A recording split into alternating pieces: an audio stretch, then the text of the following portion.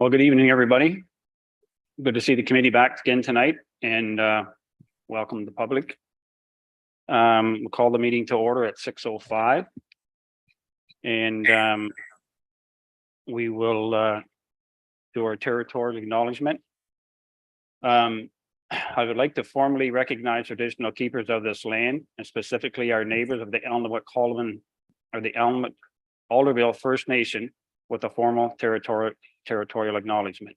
We respectfully acknowledge that the township of Elmwood-Colvin is located on the Mississauga Anishinaabe territory, and it's a traditional territory of the Mississauga Anishinaabe.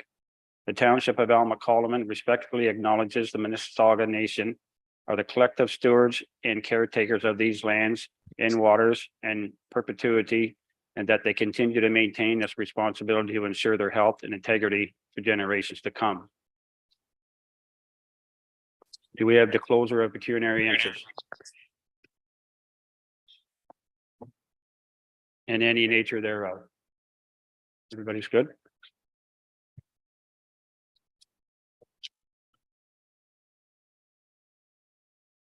Okay, so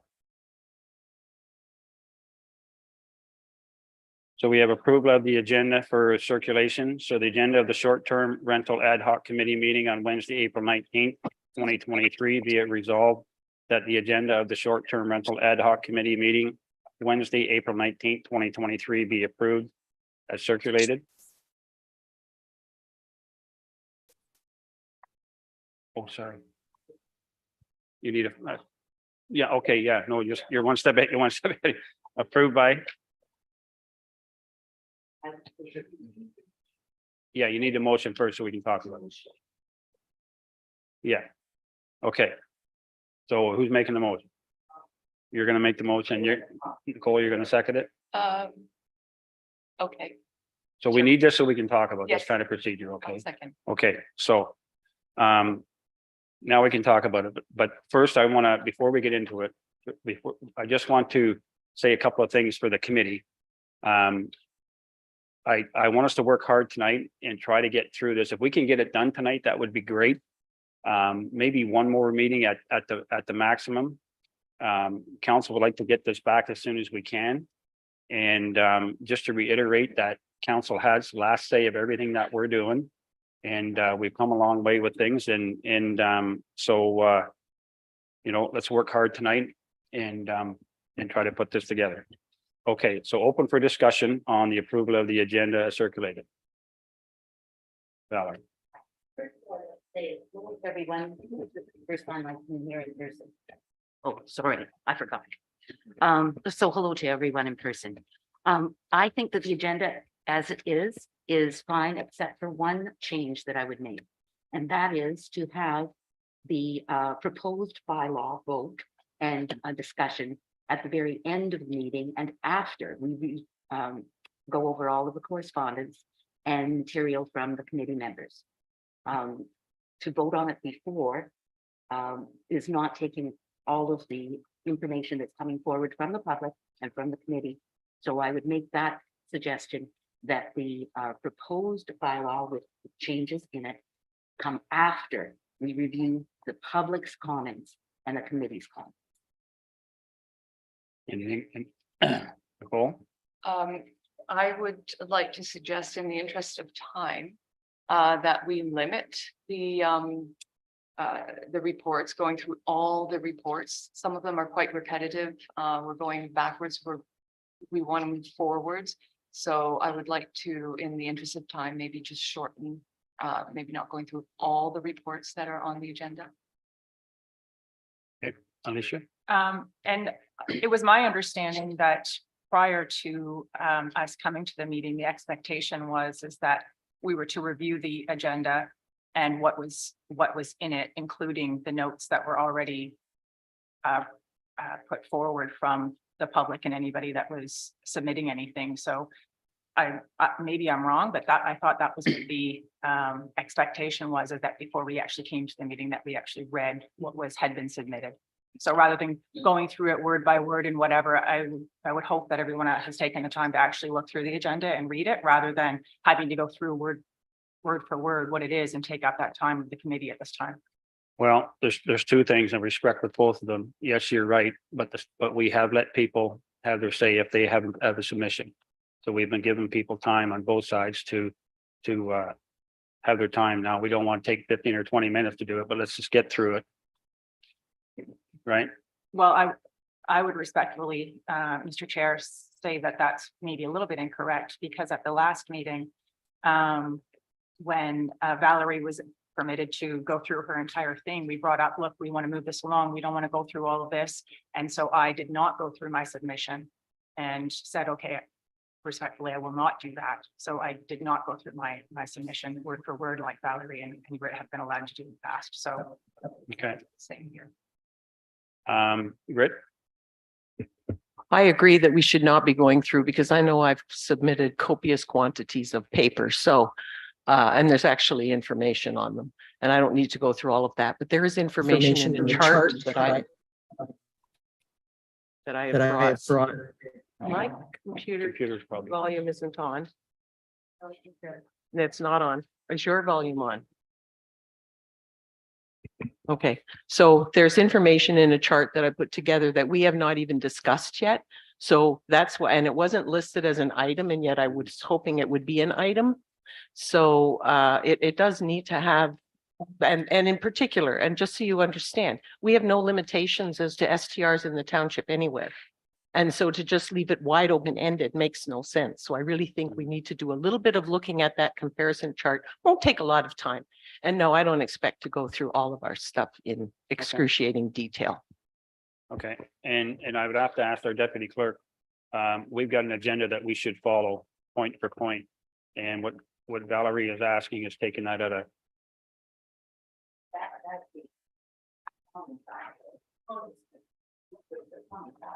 Well, I just want to make sure, I'm not disagreeing or So- anything, I'm just, So she did bring a motion forward to just rearrange the agenda. That's something we can vote on as a committee to determine if that is something they want to do. okay, I'll second it. okay, seconded. So can we have the motion first again, just to read it back? To amend the agenda to have the proposed bylaw vote at the end until the public comments are reviewed. That's Okay. the gist of it. Public and ends and also committee committee member reports or amendments. Point of order, Mr. Chair, would it be simpler to just identify what agenda item Ms. McDonald wishes to have changed and simply say the agenda shall be revised to put 0.6 to move 0.6 to the end of the agenda, 1.7. To point Could you 7 clarify after that? number 8. Say that again, Grit? Move number 7 to come after no, sorry. Committee reports from Jennifer. Yeah. To move number 7 to after number 8, which includes the correspondence from the members or from public. But they don't speak to that anyways, but it will No. also have our to after number After number 9, nine. right? Because that's a separate one, background information. So to have number.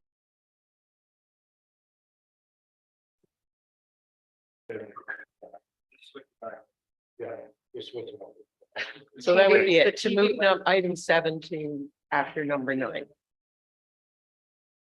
Okay.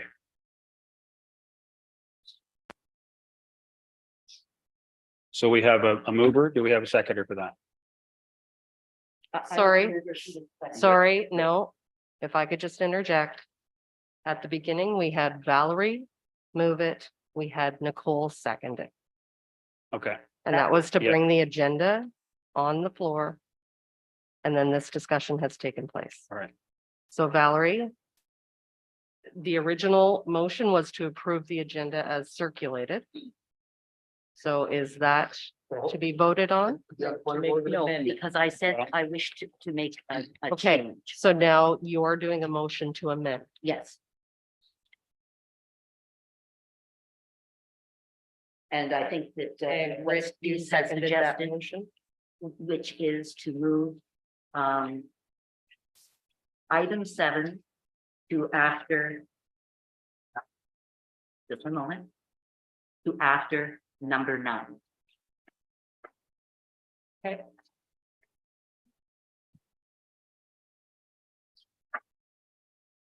I've got to, yeah, So we're going to go 6, 8, 9, 7. Right? Okay,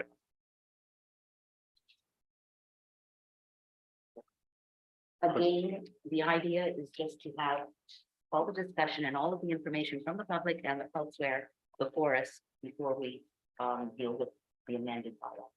That's the intent, of my motion.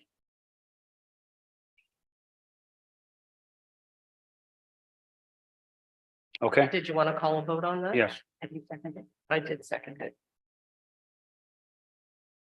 all right. All in favor? Okay.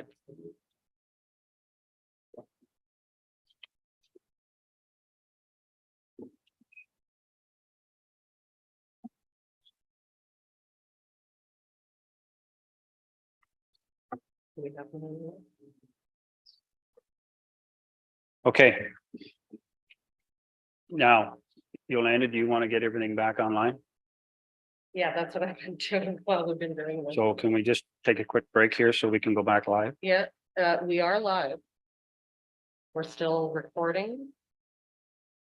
And we're still live on YouTube.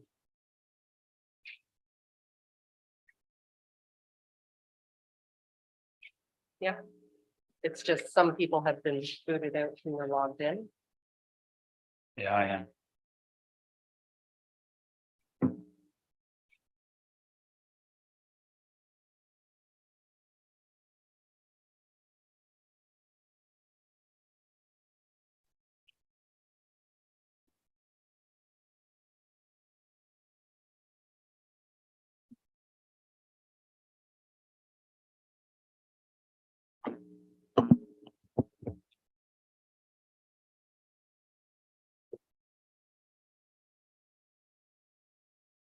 And just check the internet as well, because Deputy Mayor Stover has been booted out of the internet as well. Well, I was too, Yeah. but it looks like I'm back on.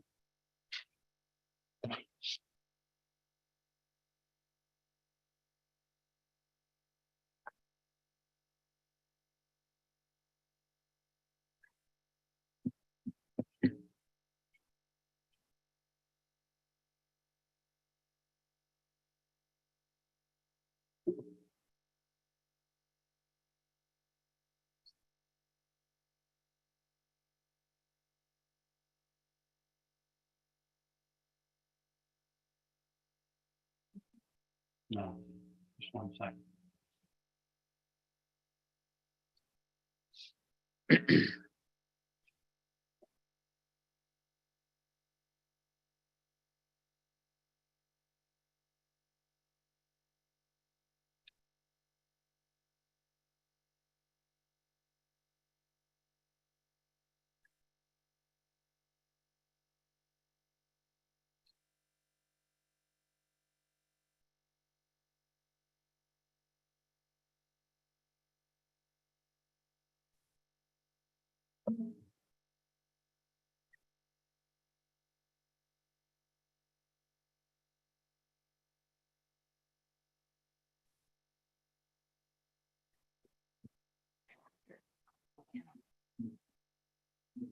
Okay, Okay, I think we've got you guys back online. all righty. So I think we're on item 5. So approval of minutes, so short-term rental ad hoc committee meeting minutes of April 5th, 2023. Be it resolved that the minutes of the short-term rental ad hoc committee meeting of April 5th, 2023 be approved. Britt? Seconder, Alicia? All in favor? I Pardon me? have a Question? 3 questions. Oh, thank you very much, sorry.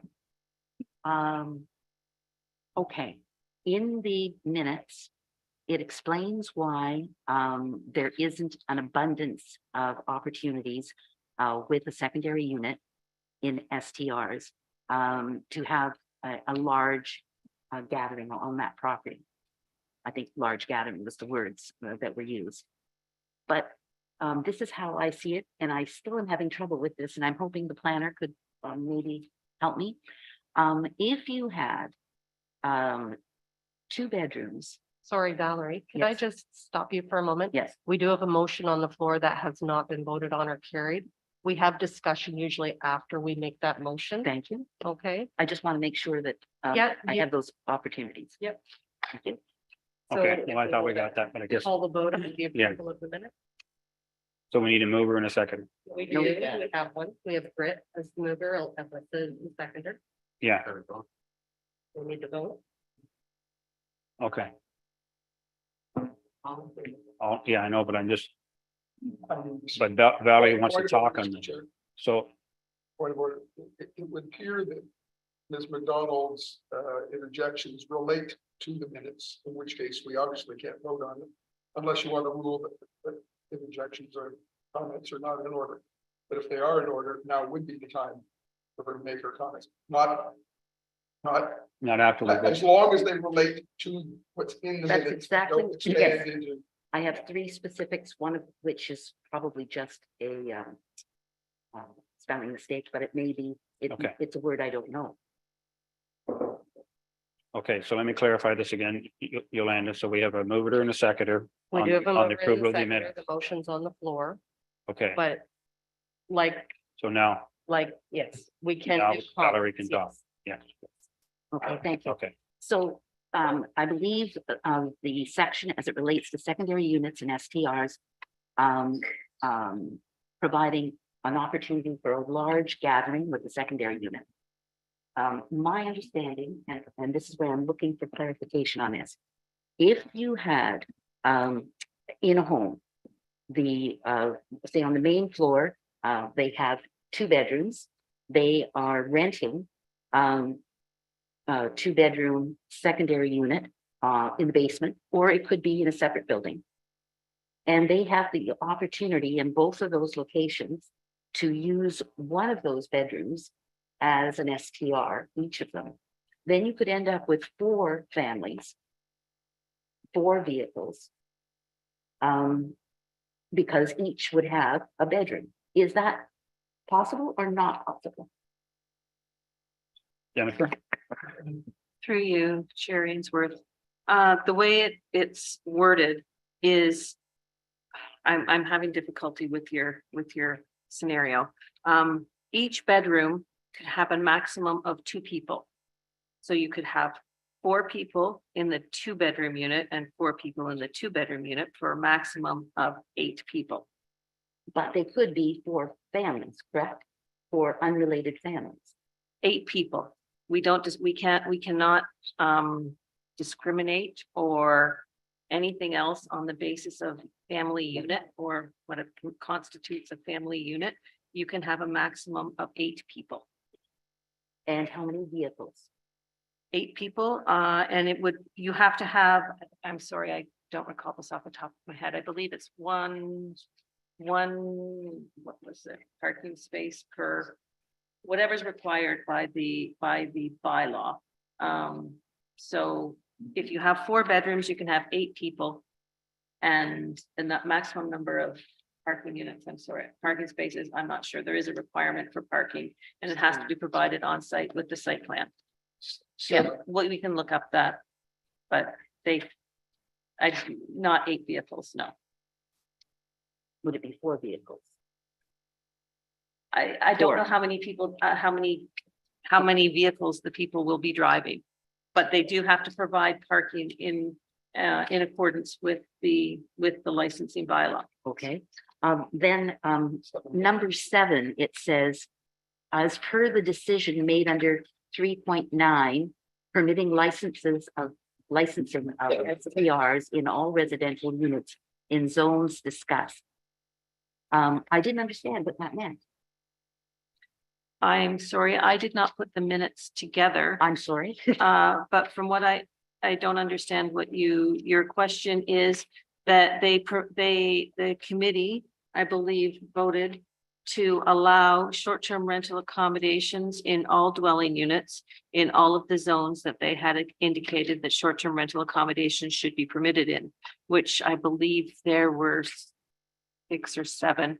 It was the hamlet residential, the rural residential, the agricultural, the rural, the Hamlet residential, the general commercial, the Hamlet commercial, and the development zones. I think that's 8. And number 7 in minutes, that's what that's referring to. It's just that I was confused, and so that's why I'm looking for clarification.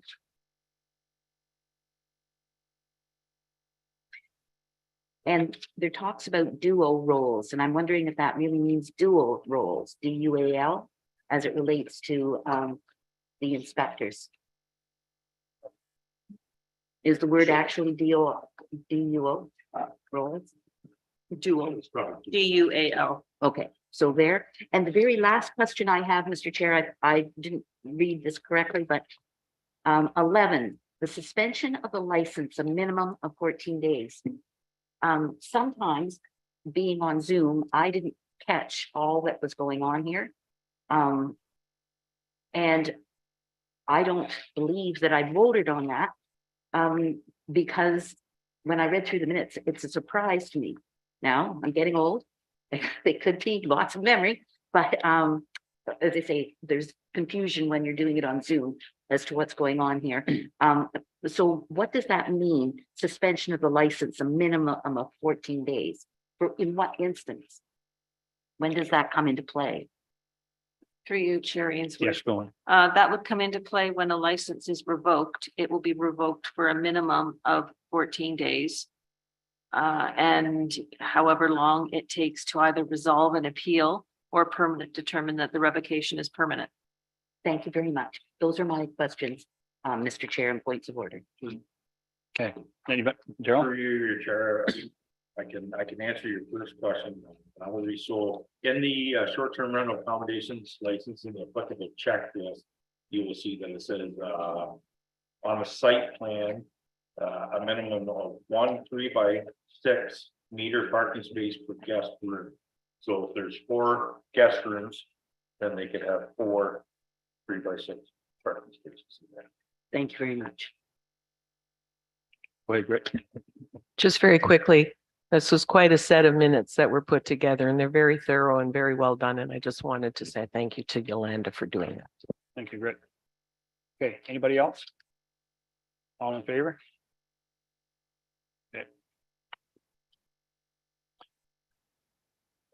Okay, so we're going to go to we're going to do 6, business arising from previous minutes, which, okay. All good with that one? Okay, so we're going to go to number 8, right?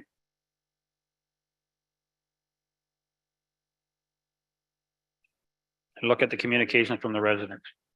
So be it resolved that the short-term rental ad hoc committee receive and file the correspondence from Marcia Jones Dudley dated April 1st, 2023 regarding the short-term bylaw as it relates to the private unserviced unconforming roads.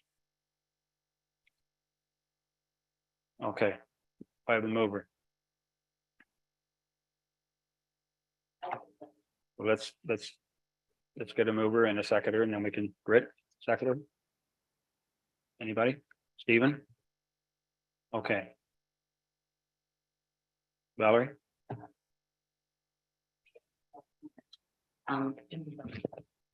Through you, Mr. Chair, to our planner, the limited service residential is a separate zone. Just as rural agricultural and hamlet, etc. Is that right? That is correct. Okay. The limited service residential zone applies to properties that are generally serviced by private roads. Thank you very much.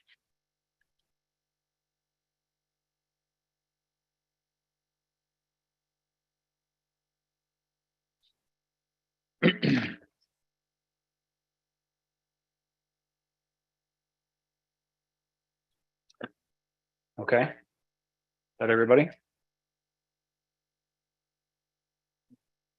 Mr. Chairman, I just add that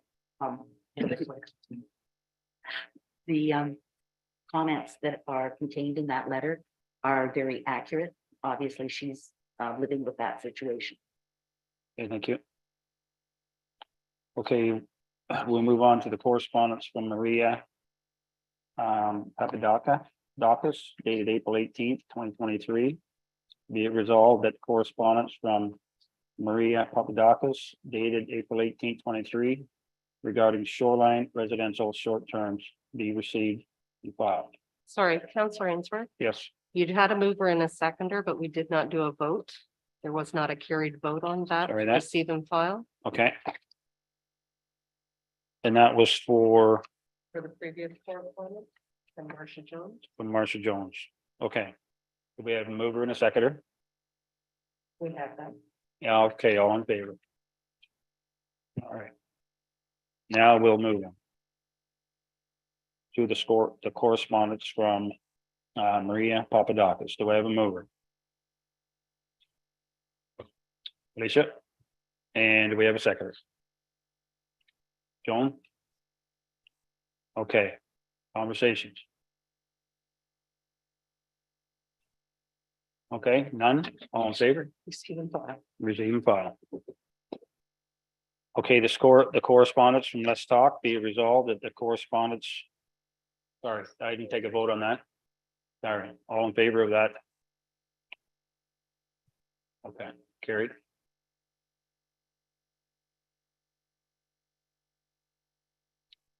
Correspondence from Let's Talk. So be it resolved that the correspondence from Let's Talk to be received and filed by the mover. Steve, seconder. Joan? Any discussion? That's Steve Lofton. Thank you. Yeah, any discussion, sir? All in favor? Okay.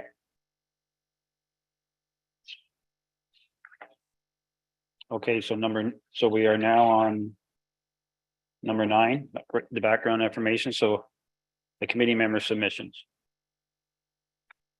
So do we have any particular ones that we want to talk about, so we don't have to go through them all? Rick? Yes, the one that's titled short-term rentals submission, that one is just for information. But the one that I would like to actually look at, I know Valerie and I did one with recommendations and we want to look at that. But even before we do the recommendations, I'd like to look at the short-term rentals, the chart that I did comparing the STR bylaws in AH, Tiny and Brighton, because there's some very useful data there, such as population and number of permanent residential dwellings and comparison. So we have a 3,323 private residences in Alnwick-Haldeman. Brighton has 5,392 and Tiny Township has 9,699.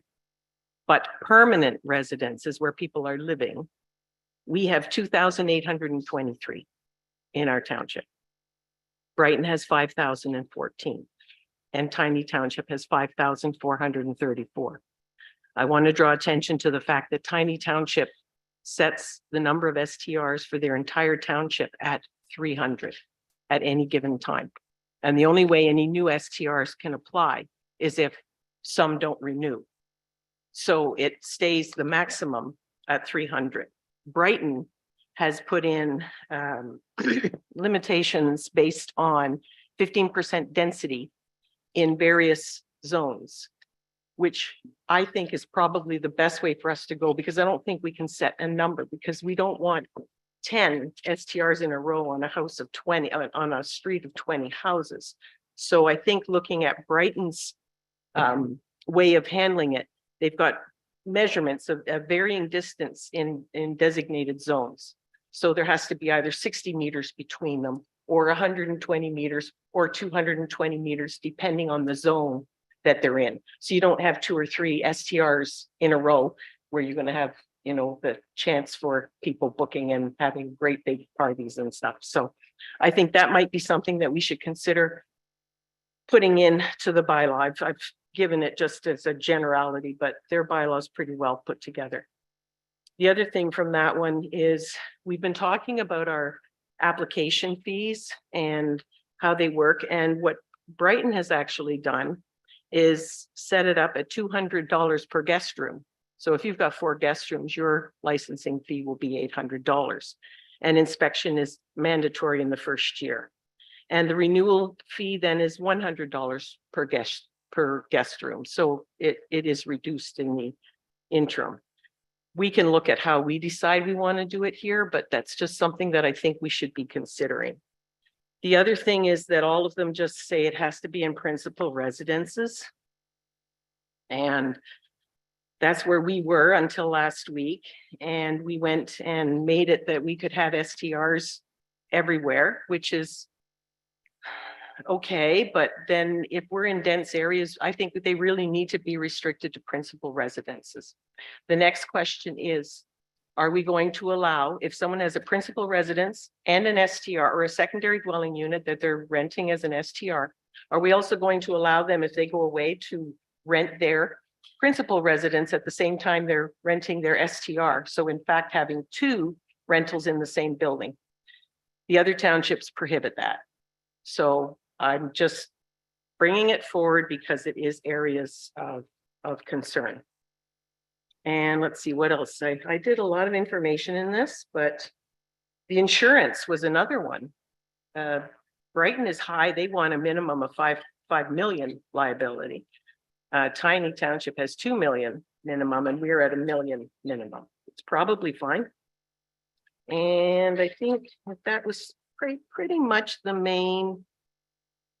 All of them were mandatory inspections for first license, and then affidavit if no changes in the subsequent year. So there's room for that, and I think we already looked at that anyway. So those are things I think we need to look at, is limiting the number of STRs permitted, and to recommend looking at Brighton's model as a suggestion. Thank you. Thanks, Grit. Can you clarify the license part for me again?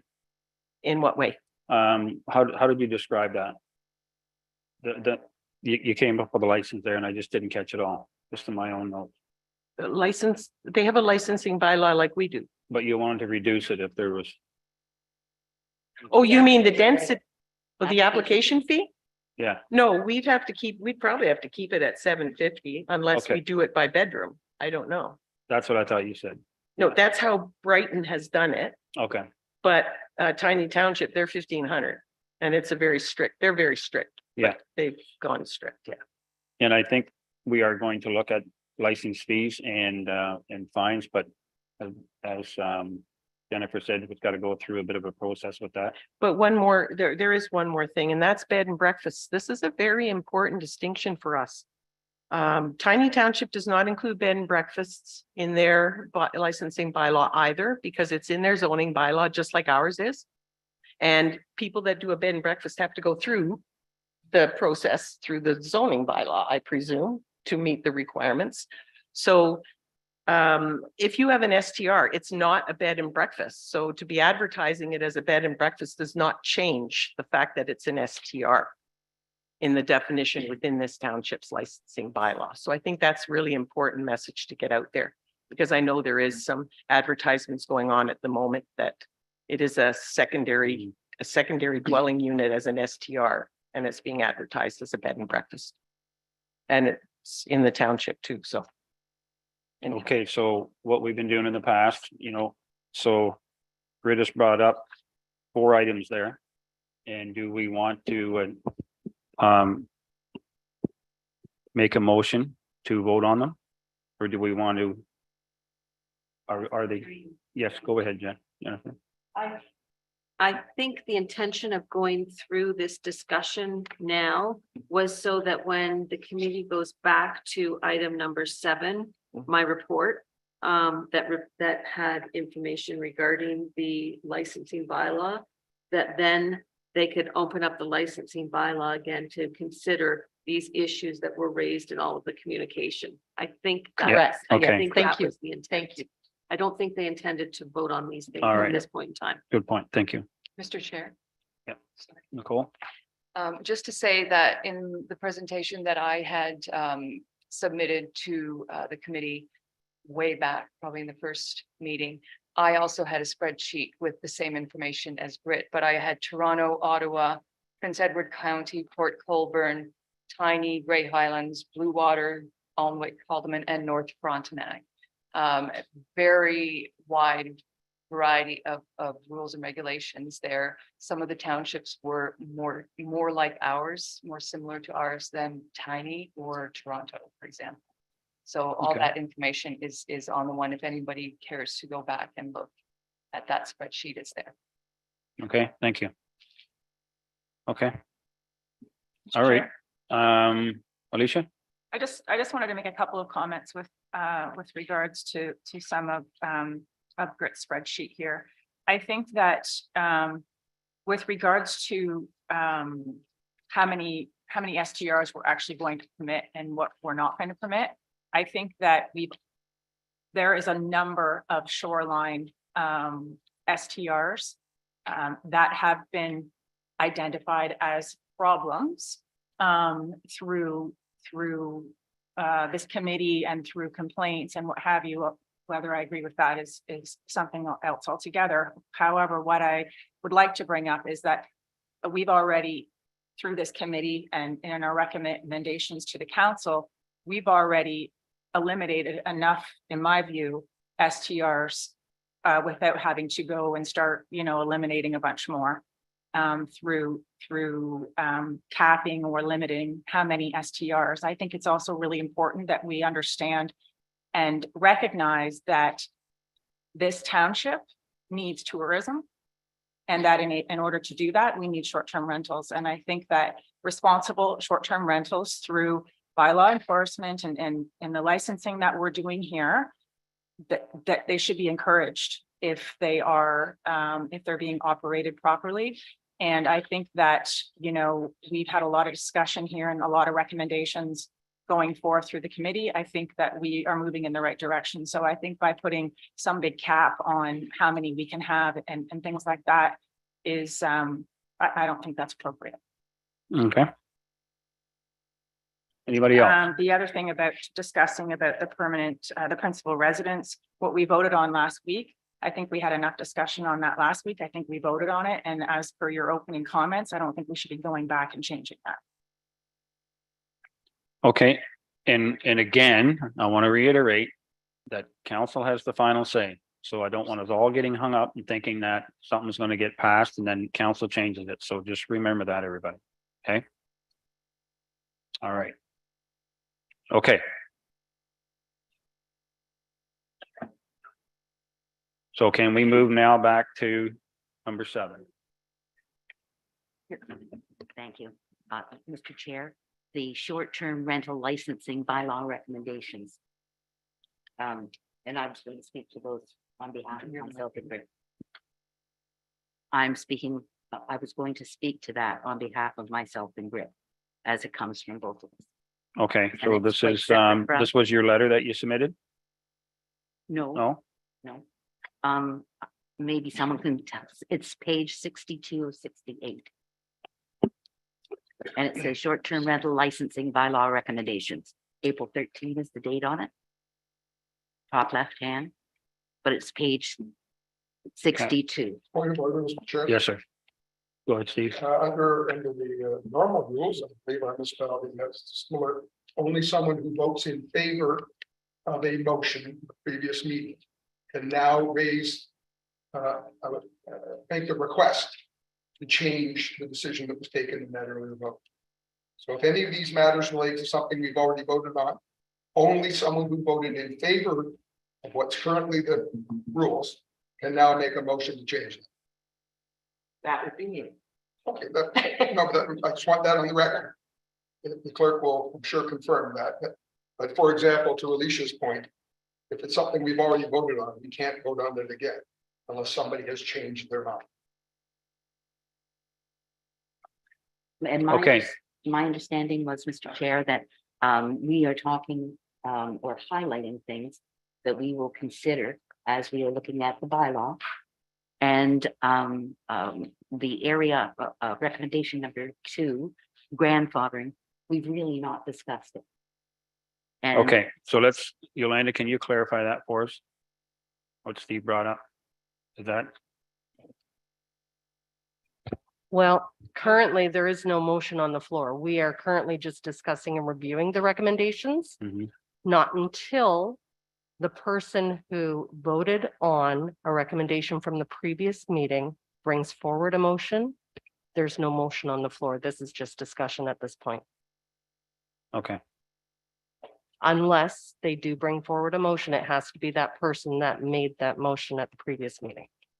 If they want to change it all right, or rescind it. okay. All Valerie? right, thank you. So, grandfathering. And, at this point, I feel two things, that we should look at as part of providing better understanding of what is grandfathering, because at this point, as I understand it, there were approximately 50 packages that went out to people that perhaps were operating. And during the formation of the first bylaw, it was in continual use was the terminology used. That if in fact there are going to be criteria that they can use to say they were in operation, they should be defined, they should be definite and not left open-ended. The existing bylaw leaves them open-ended.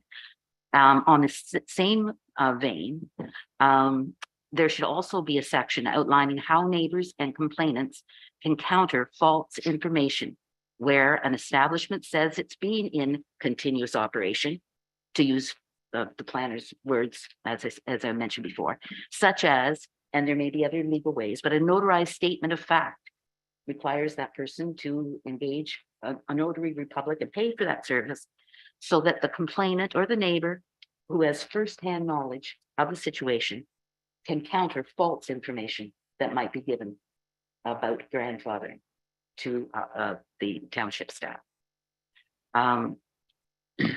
Let me see, there was just one, and comment was made about our need for STRs as it relates to tourism. However, there is a real need for housing as well. And when corporations purchase and take out of the housing market homes, that is making it harder for our young people to stay here, to be able to buy, or others to move in, because it becomes a business as opposed to a family home. Okay, And one last thing, and this is really reiterating something we've heard, but because it's important, I do believe, and I use my personal experience here. I live on a house, on a road, and it's not in, having clarified it, limited service residential is not what we're suggesting, but we are already living with grandfathering operations, or some, and some are in dispute, but a good number of them in a short, densely populated area. So I truly believe that a limiting factor of some sort, and I like the Brighton example myself, but of some way that you don't end up with a lot in a small area. And that's all I have to say. Thank you. okay, thank you. Just let me try to clear up one thing. Deputy Clerk, do we have a legal term for grandfathering that we have to follow? Regardless of what, Jennifer? Legal non-conforming. Yeah. A legal non-conforming use is a use that was permitted prior to a new regulation or zoning regulation coming into effect that would have the effect of prohibiting it. And I honestly can't remember using the term continuous operation, but I may very well have. Continuous operation to me with a short-term residential or short-term rental accommodation does not mean that it has to be rented every day in order for it to be considered continuous operation. I just wanted to put that in there. Okay, thanks for clearing that up. Continuous though means it has to have been operating before, so that it could be continuous, as I understand it. Also, I'm looking at page 46 of 68, and that's that checklist.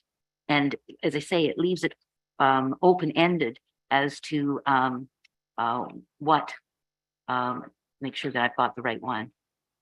Yes.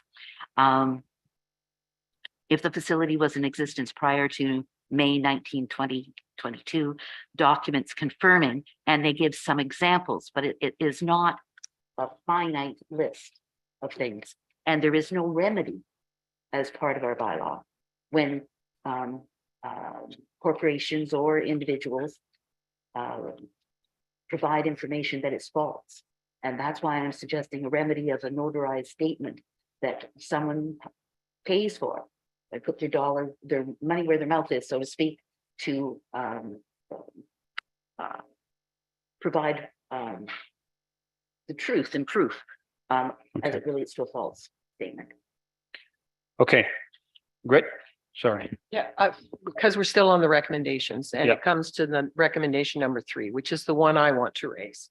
Because I was the one that made the motion where, because I was trying to be fair-minded and practical at the same time, where I was saying that that STRs be permitted, non-owner occupied, so you could have an STR in the rural and agricultural zones because of the distances between the properties.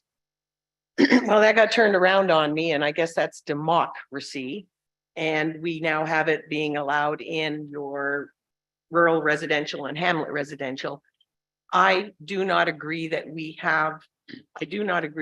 should have secondary or that STR should only be, I agree, I think that they should only be permitted in principal residences in those areas. So I cannot agree anymore with what was done because it didn't work out the way I had, the message that I was trying to generate was shot down. And I really feel strongly that we need to make sure we're taking care of that because we have such a low number of permanent residences in this township.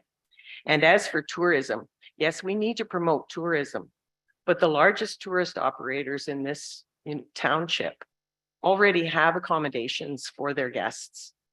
And the other tourism activities that we have are more of a day nature because we do not have the infrastructure within this township.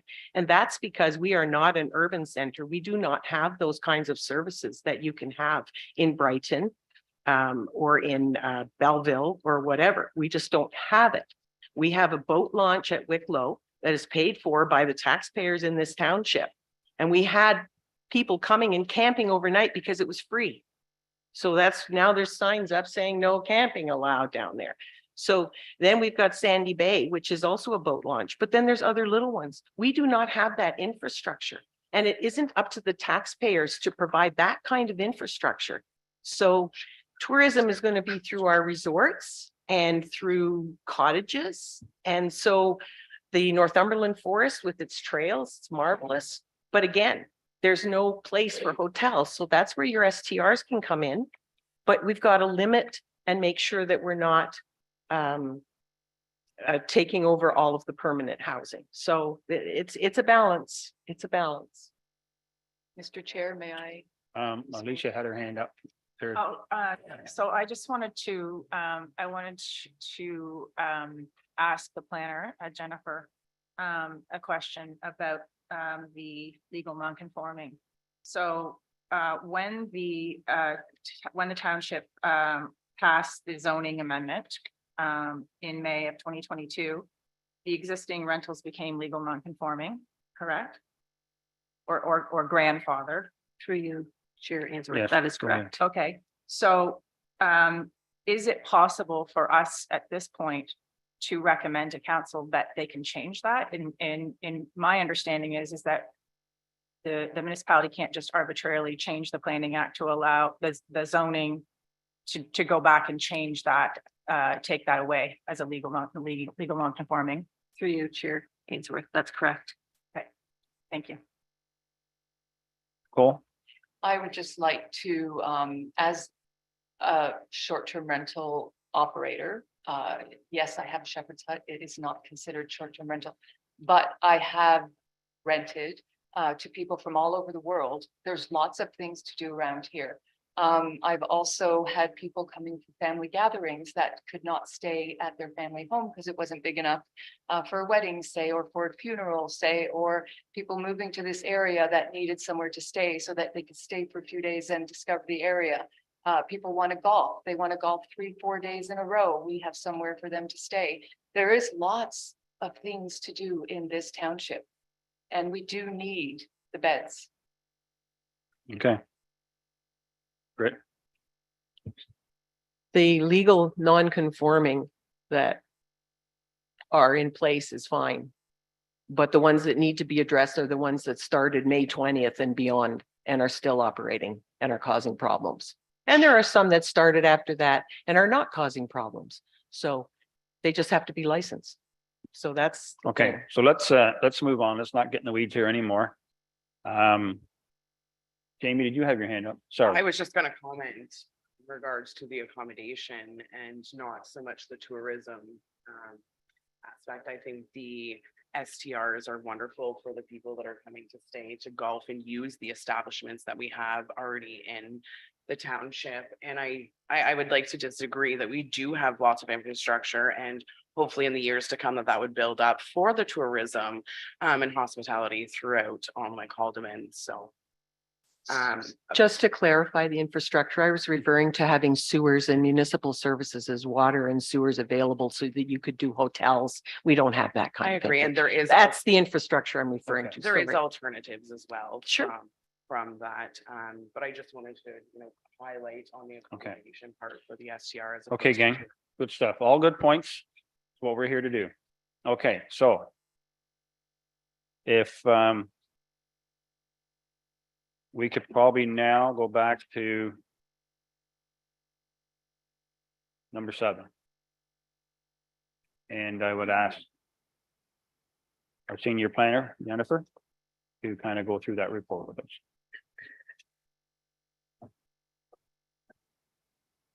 Sorry, through you, Chair Ainsworth, I tried to be environmentally friendly and not print out my agenda, and now I have to scroll through the agenda to find my report. I apologize. Okay. Yeah. Here it is on page, about page 15. Pardon me? Yeah, page 15. Okay, in this report, this is just a brief report in which I have summarized the actions of the committee to date. The licensing bylaw was reviewed at the April 5th meeting. And so, yes, at the April 5th meeting and made several changes. A revised copy of that licensing bylaw was attached to the report for the committee's review, just in case I did not capture all of their proposed changes. I attempted to. I think I did, but they're available for committee's review. And then there was a review of where short-term rental accommodations should be permitted. And at the last meeting, it was the summary is that short-term rental accommodations should be permitted in the rural, agricultural, Oak Ridges Marine Countryside, rural residential, hamlet residential, general commercial, hamlet commercial, recreation, commercial, and development zones in any dwelling unit. That was the consensus of the committee, I believe. Jennifer, just Yes. one sec. Yolanda, we need a seconder, move in a seconder before for this report. Probably I didn't do that. Yeah. Okay, thank you. Okay, and then at one of the previous meetings, there had been a discussion regarding what I've now coined unserviced nature retreat accommodations. That this information was contained in the report last week or a couple of weeks ago, but we didn't have an opportunity to review it. So I had prepared at the committee's request a definition of an unserviced nature retreat accommodation, which means unserviced accommodation provided in a natural area intended for the temporary accommodation of persons in structures such as yurts, shepherd huts, tents, or other non-permanent structures. Permanent structures shall not be used for unserviced nature retreat accommodations. And then I put together some, because when you have a use, there's usually some provisions that say where it can be used and that sort of thing. I put together some general provisions regarding unserviced nature retreat accommodations. And these are, again, just an initial run through.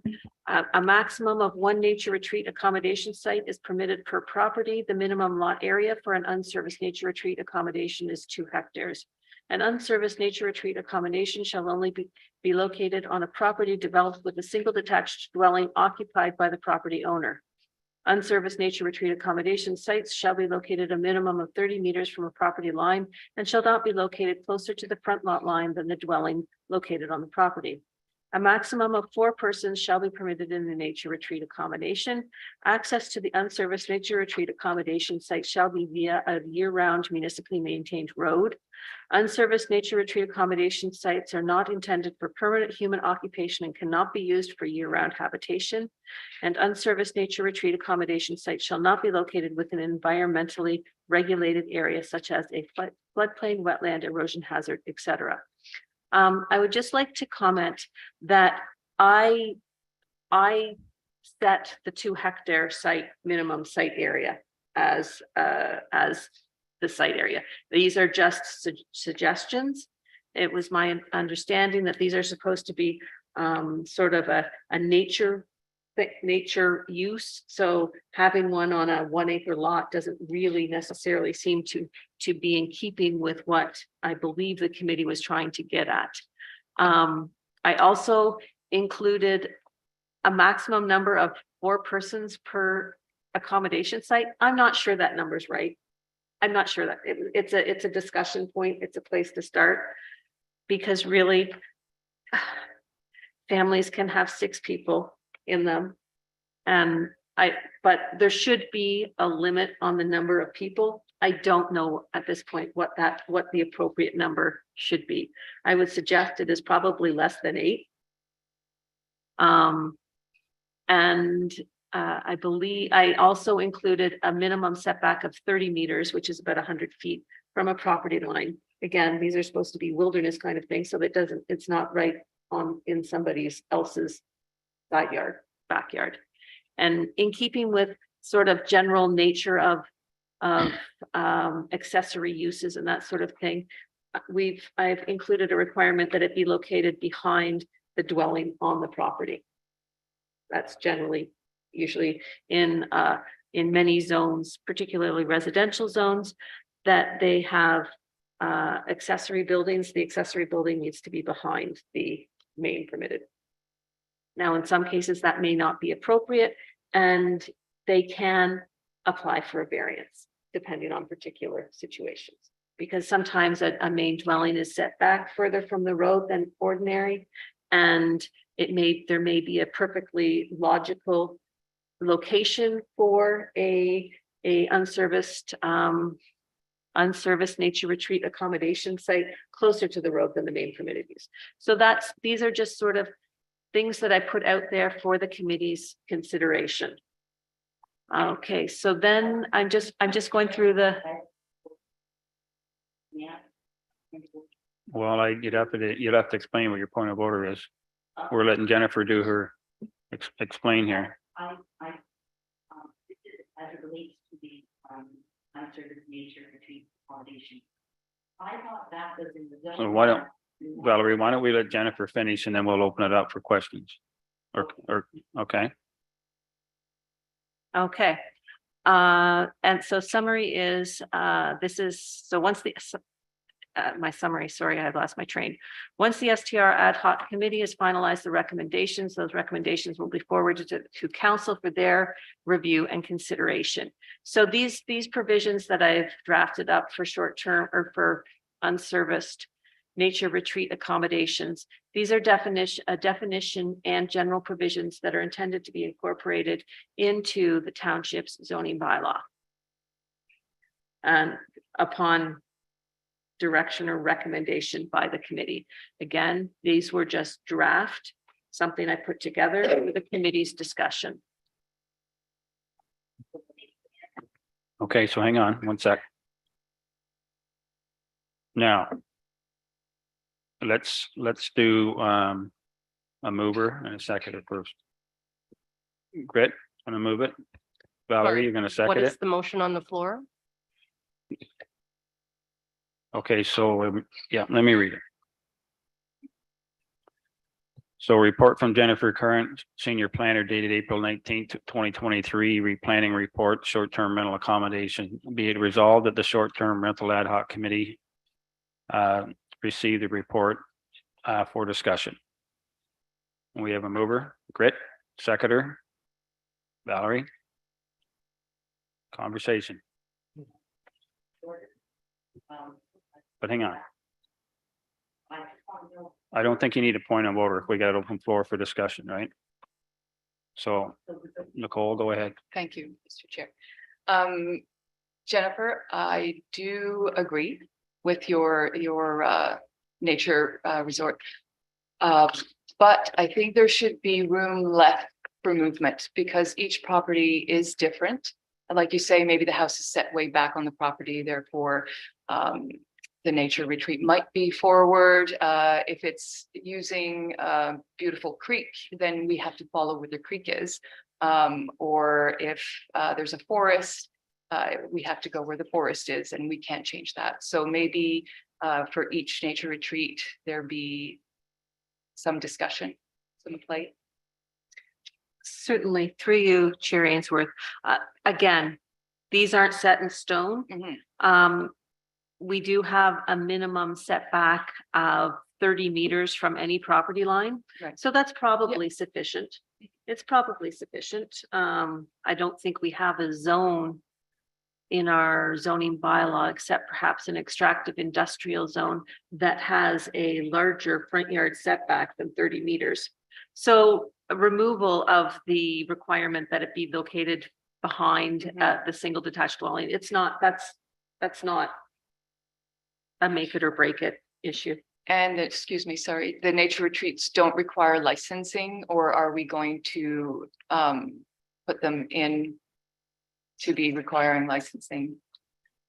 Through you, Chair Ainsworth, it was my understanding that at a previous meeting, the committee discussed just defining unserviced nature retreat, including provisions in the zoning bylaw and not including them as a use within the licensing bylaw that would require a license. That's my general, and that was at the committee's direction. Thank you. Go ahead, Grit. So I have a question to that, through you, Chair, to our planner and possibly bylaw. I wholeheartedly agree with what you've written, Jennifer. I think it's great. And as to the numbers, is it possible to build into the zoning bylaws that you include a site plan for these individual ones? Because they will be individual nature retreats, and I get that. So if there's some sort of a site plan, because you're not going to move that nature retreat all over your property, it's going to be in one location, right? So is that possible to put that in as a inclusion in the zoning bylaw? No. Maybe. Well, yes, anything's possible. But inclusion of requiring site plan control for an unserviced nature retreat accommodation seems kind of heavy-handed. Generally, site plan control applies to commercial and industrial properties. They've just changed the Planning Act that we can't even require site plan control for residential dwelling units of less than 10 units. So only for multi-unit residential above 10 units. So I think by requiring a 30-meter setback from any lot line and ensuring that they're not located within a flooding hazard, erosion hazard, and that sort of thing, that gets around it. So I don't know that submission of a site plan would necessarily be warranted in this case. So maybe I'm referring to a site layout as opposed to a site plan, because yes, the site plan involves a lot more. And parking, because you obviously don't want to have a wedding all of a sudden appearing in one of these nature retreats where you got 100 cars coming in. So that's just that by limiting, but to the numbers and everything, I hope that's going to take care of that. Yeah, that will have to go through It's one site. It's one site. For a maximum number of however many persons we can, or the committee would like to agree upon. And I think we have to rely on that in terms of preventing field weddings and that sort of thing. Alicia, I was just gonna make a suggestion that perhaps it, because I have a family that's bigger than 4, that perhaps it is maybe 8 or less. would it? For Jennifer, like, would it have to be per bedroom, like we have with our, That's it. Yurts and that kind of thing. I don't think they have like defined bedrooms. Mhm. Any pictures of yurts that I've looked at and pioneer tents and all of that sort of thing, they're kind of a one main structure with some beds or cots and that. sort like of for thing. 2 people? Well, no, they're for, you can have them for many, like larger families and Okay. that sort of thing. I originally had, well, I still have 4 people, but as somebody else pointed out to me, they are, what is it, ATV people. And they were on a trail and they rented sorry, is that wrong? No, that's not. ATVers, ATV people, they ride ATVs. I don't know, they explore on recreational users of ATV vehicles or AT vehicles. Yeah. Anyways, and they were out with their family and their family consists of 5 people. And there are some accommodations that they go on these trails and they stay in a yurt and that sort of thing. So that's what struck me as a need to examine this 4 persons thing. Okay. Valerie had her hand up first. Sir. Again, this is the same. Again, this is the same point of order, and it's just to clarify this. This is So the Valerie, actual- I want to, like, a point of order is not to take the floor. You've got to have something that's out of order to use the point of Well, order. that's what I'm saying. What we have here is it says, be resolved that the short-term rental ad hoc committee received this report for discussion. For discussion as it relates to the zoning bylaw, not the licensing bylaw. Is that correct? And if so, we should add that to the motion that I either made or seconded. Well, No. No, we accepted Jennifer's report, and this was included in the report. And I think we all agreed that we would just go along with the short-term rental or the unserviced nature retreat to deal with that because people were very concerned as it related to the short-term rental licensing bylaw. So we're just dealing with it to give it to council to deal with if Yeah. they're going to approve it. That's all. In the zoning bylaw. In the zoning bylaw, Yeah. not in the Yeah, STR yeah, bylaw. yes, it's not part of that. No. This doesn't say that. It doesn't. Okay, yes.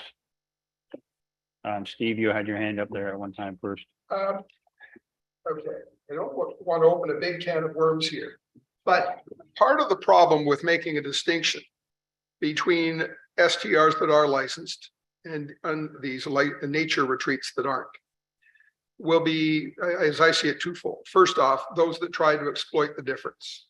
I'm not an STR, I'm a nature retreat. The bad operators will put up a yurt next to their existing cottage. We will affect it. So if they play by the rules of the STR, they've just doubled the demands. We have nothing in here that speaks to parking. We have nothing in here that speaks to safety. Is there a fire extinguisher? Something as simple as that. And so we have a structure that is being rented out. And no offense to Nicole, I'm sure very responsibly. My concern isn't with the Nicoles of this world. It's with the people that will use that distinction between need to be licensed and not need to be licensed to find a way to wedge in here. So unless we are prepared to say that there is a fine for renting anything that isn't STR, then with the greatest respect, I think we are doing ourselves a great disservice here. We have solved one problem and created another one. A. B, I think if you're going to have a new definition of a use, and I'm not wedded to 4, I think even an 8 would not, a person would not be irresponsible. But it has to speak to at least some basic conditions, the sort of thing we would apply to any residential accommodation. It has to be some issue of addressing safety concerns, parking concerns, access to toilets, that sort of thing. And so a septic system presumably in virtually all these cases. So I would offer that back to the clerk for her consideration. Sorry, to the planner, I beg your pardon. Thanks, Steve. Steve? Yeah, I was gonna essentially say, bring up the safety issue. I think we should, anytime we have something like this where we just kind of leave it open-ended, there's always gonna be things that happen. So I think we really should have something there about parking and about safety, especially like fires. People are gonna want to build fires in close to these things, and we certainly don't want to have a situation like we've seen in other places. And also, since these yurts and these shepherd's huts don't have like defined rooms, maybe we should look at the number of people per a certain X number of square feet instead of, a number of rooms, right? So if we have a yurt that's X number of square feet, then it's so many people per square feet or something along those lines. I don't know. As a way to resolve this. Daryl? I just had a comment, or maybe I'm gonna open up even a bigger can of worms here. But taking off the one hat from bylaw, and it's kind of bylaw related, putting on the other building hat is, even if there's shepherd hut, a yurt, in my opinion, if they fall underneath the definition of a building in the building code, then these people still require building permits for these buildings. So as soon as they require a building permit, the site plan may take effect there. And also the regulations will take effect for the definition or for the use of the building and what's required underneath the building code. So I just want people to be aware of that, we're not just talking about, okay, we got a building here, it's classified as a yurt, but if it's sized enough for the building code, you still require a permit for these. So that's going to open up a whole new can of worms. And so does all the STRs out there, maybe illegal apartment that we're going to find and stuff. So there's a lot of can of worms that could get open in these. I'm just wanting to make that point. Okay. Nicole? Thank you. I do agree with, licensing inspection as well. Numbers. I do think that, well, now what Daryl's saying is putting a whole different spin on this whole thing.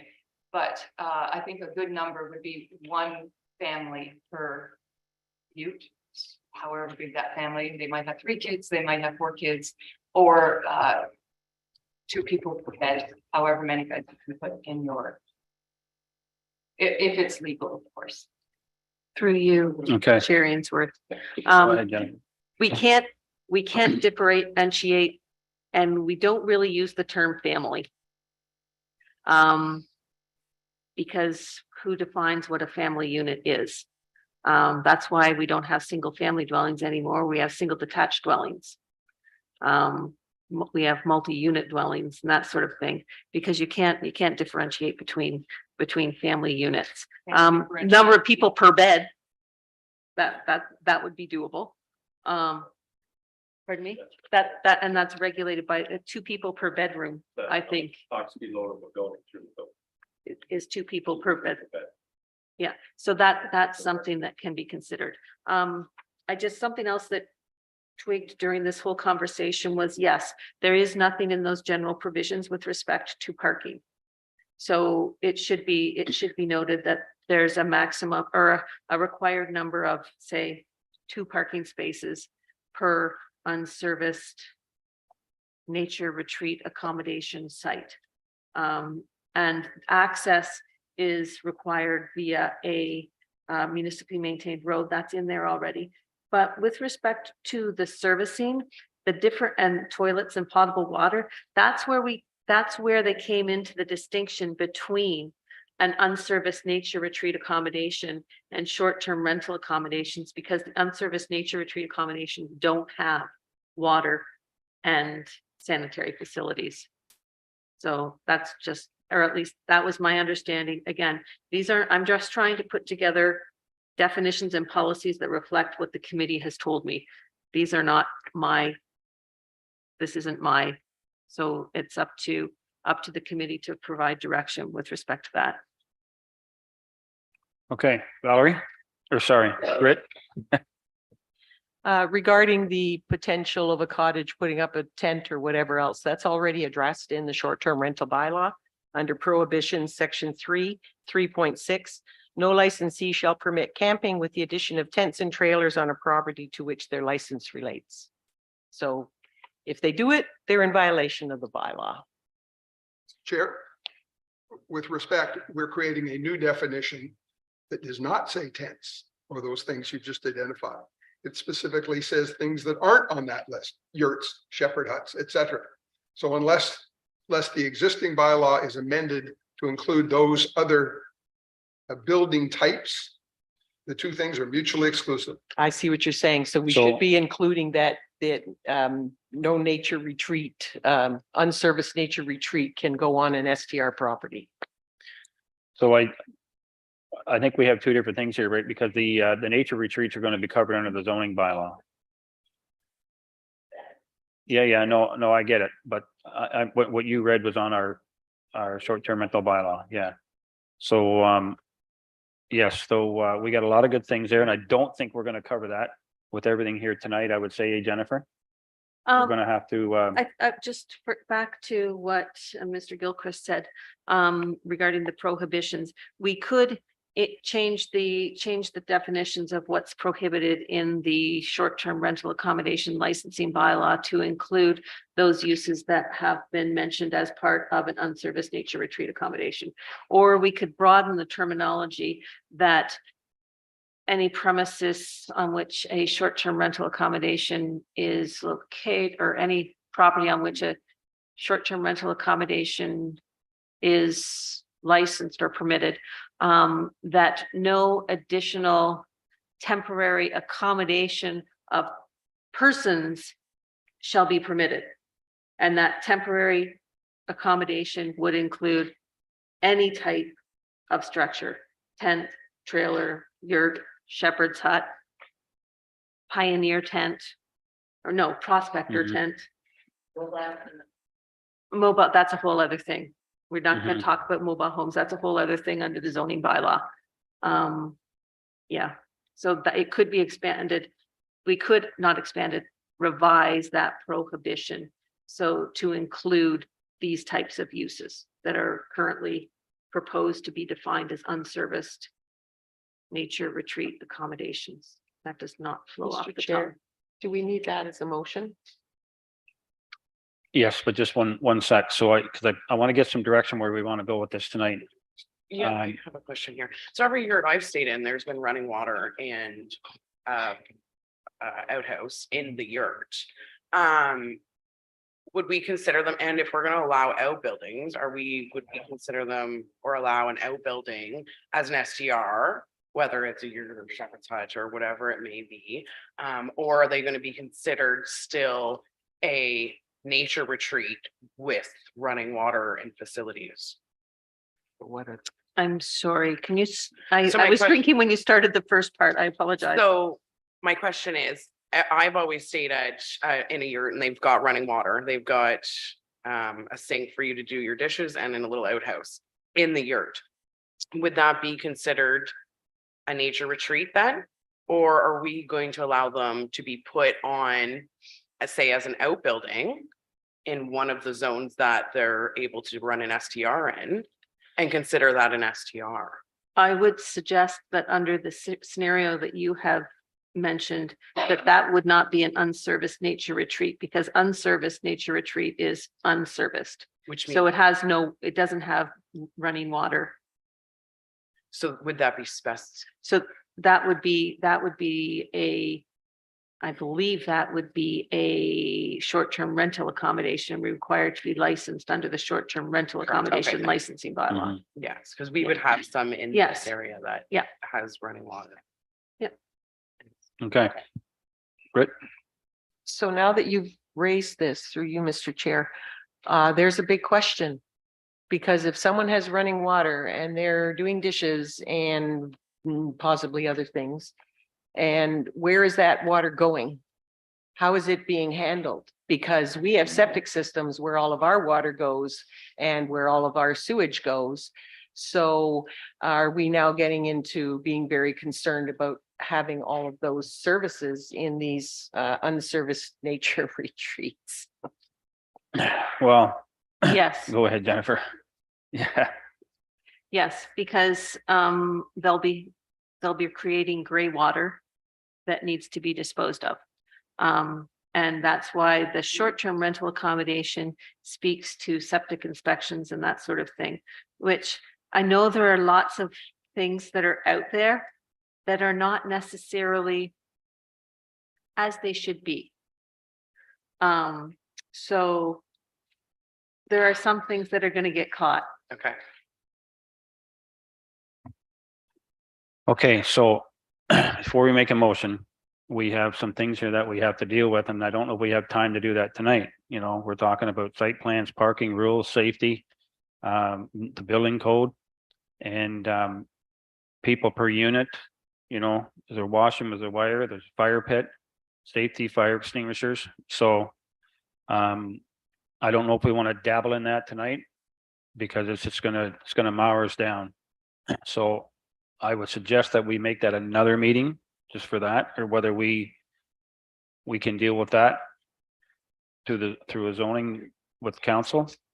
Through you, Chair Ainsworth, I think that I might be able to wrangle something out of the committee at a fairly expeditious rate, if everybody can agree. Just for the sake of getting through this today. Does anybody have a problem with the definition of an unserviced nature retreat accommodation as proposed in the report? No. Nope.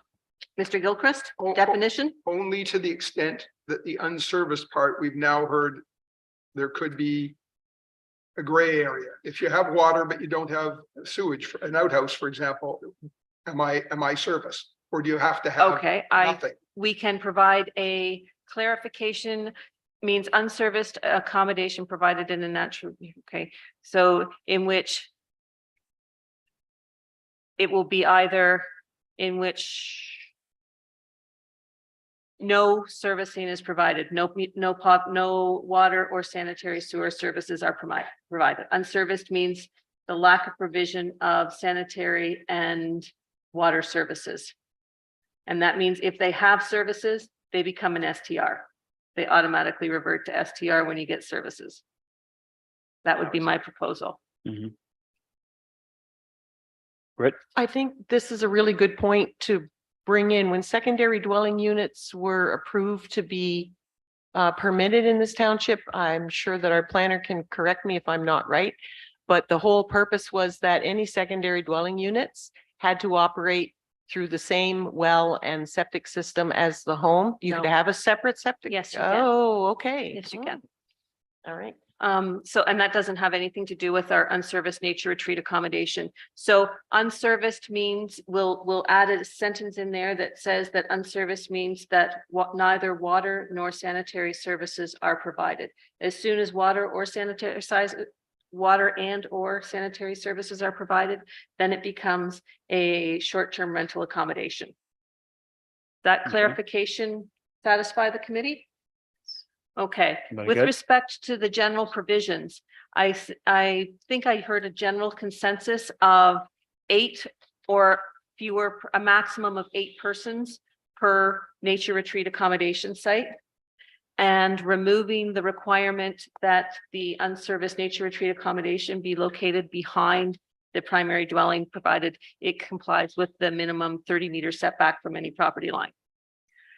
Okay, and then we're going to add a provision that requires a minimum of 2 parking spaces per nature retreat accommodation site. And I think then that the only issue that we haven't dealt with then is safety. Is with respect to safety. And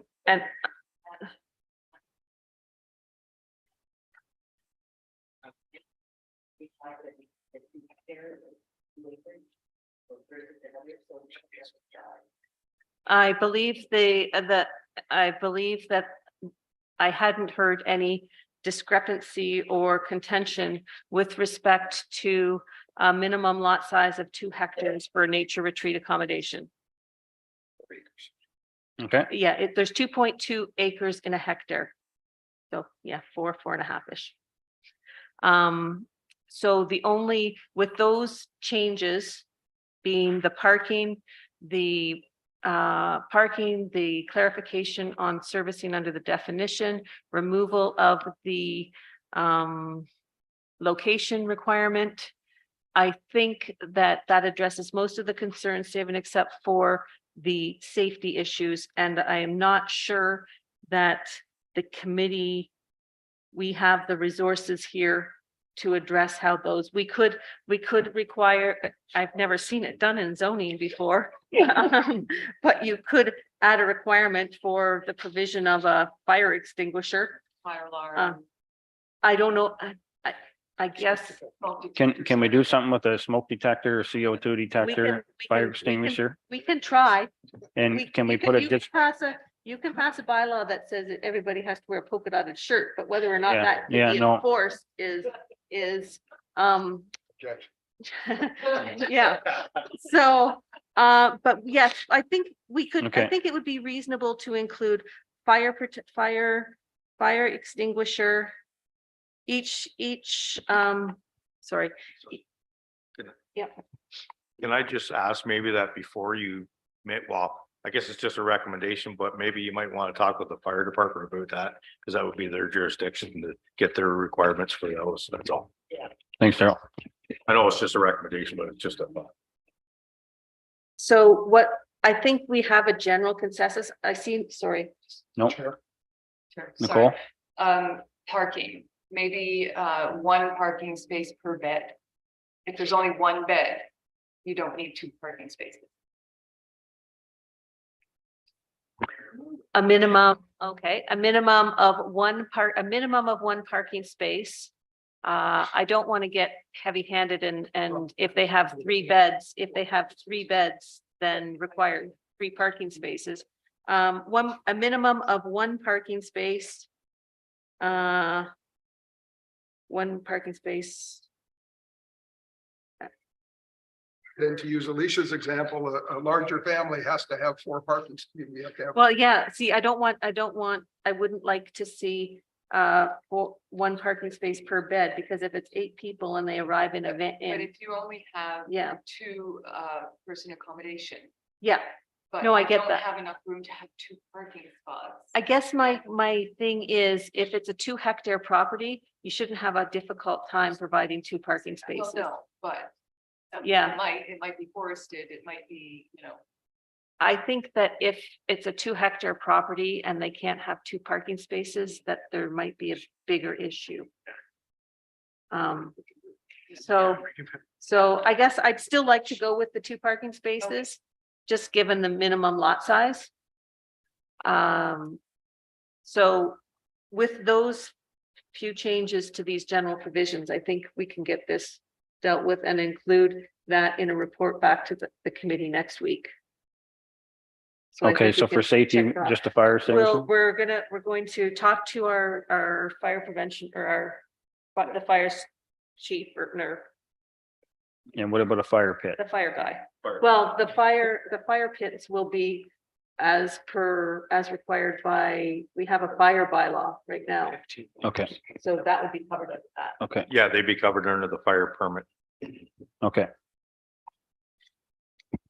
Okay. Anything else? We want to read that back, what you've done, and then No, I think I'm good. you're good? I just wanted one Go ahead. clarification through you, Mr. Chair, to the planner for the short-term rental zoning provisions. Because it doesn't say specifically that this is relating to the zoning bylaw. And do we still have the option to restrict or prohibit within the licensing bylaw, even though we've opened up in the zoning bylaw to these areas? This is for the zoning bylaw. What you have is 3.0, right? Is that for the zoning bylaw? That was with respect to the short-term rental accommodation.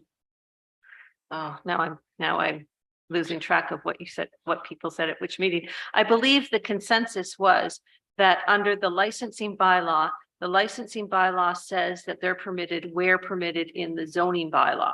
So short-term rental accommodation, the licensing bylaw says short-term rental accommodations are permitted where permitted in the township zoning bylaw.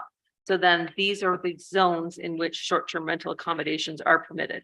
Then the next question has to be asked because it said should be permitted in all dwelling units. That brings us right back to the same question of when you have a principal dwelling and the STR located in the same building, or you have a principal dwelling and the STR in an accessory building or secondary building. Are we permitting STRs on both of those dwellings then?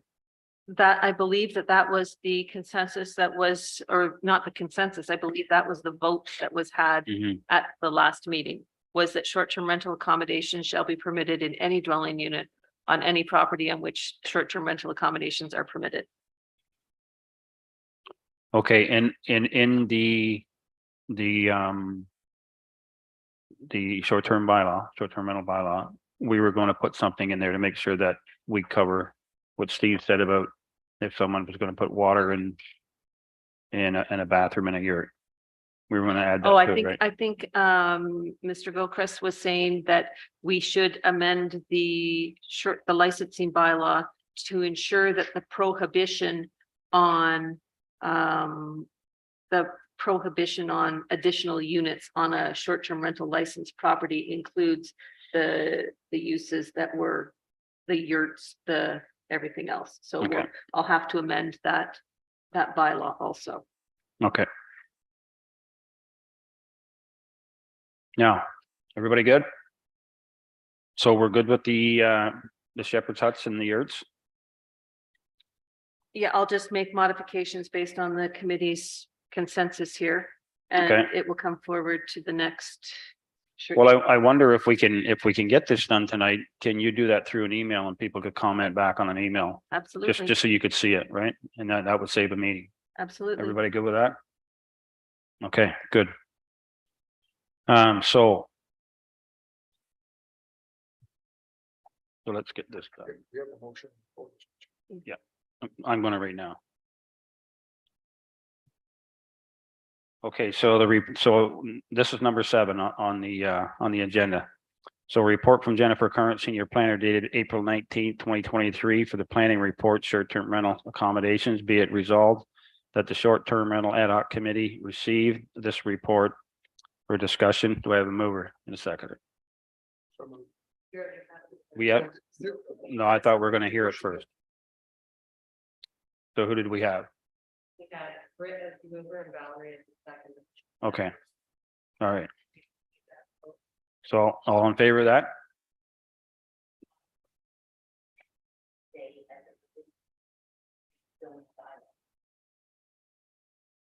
Well, there's actually 2 in there. So we're gonna cover the yurts or cover the shepherd's huts in the zoning bylaw. She'll put that out in an email. So this is just for her report.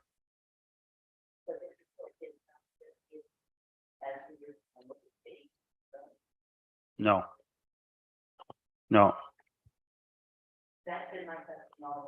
You want to clarify that, Jennifer? Through you, Chair Ainsworth. A lot of the discussion was with respect to unserviced nature retreat accommodations that will be dealt with in the zoning bylaw. That's correct. Then there was some things that carried over. One thing that carried over had an impact on the short-term rental licensing bylaw. And that was on the short-term rental licensing bylaw, there's a section that includes prohibitions. And right now it reads tents and trailers. You can't have tents and trailers on a property where there is a licensed short-term rental accommodation. And it's going to be modified to state that no additional temporary accommodations shall be provided on a property on which a short-term rental accommodation is permitted or licensed. So they can't bring in tents for the short-term rental accommodations, tents, trailers, yurts, shepherd's huts, prospector tents, or other such accommodations. Mr. Chair. Okay, Steve? Forgive me, I seek your direction whether this is the appropriate time to make this point. But considering it was an attachment to the planner's report, I just wanted to point out that 4.5 in your draft STR bylaw, the wording is the first sentence is somewhat confusing. no person shall fail to remove. Might I suggest a more positively worded or direction, the license holder shall remove. And then for any short-term rental that is prohibited under this bylaw within 72 hours. Absolutely. Could you give me that again? The The license, license holder shall remove any, instead of an, advertisement, and then the rest survives.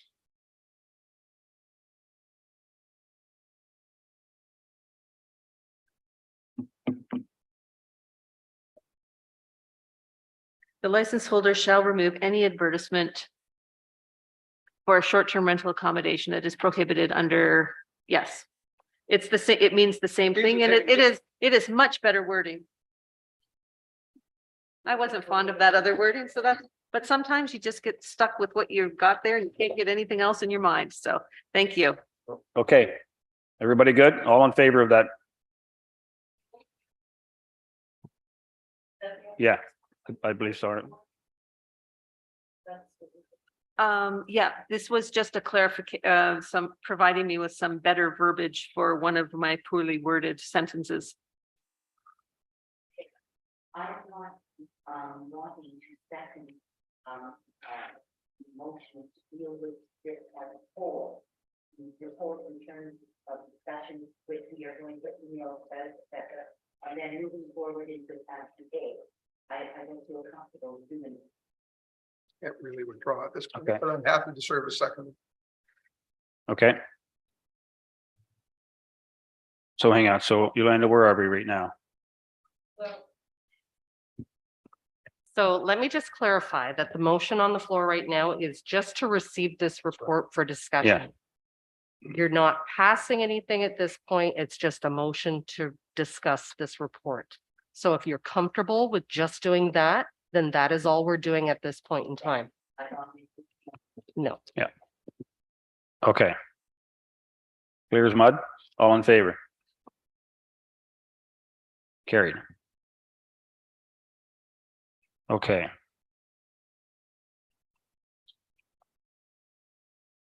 So now the second part of that is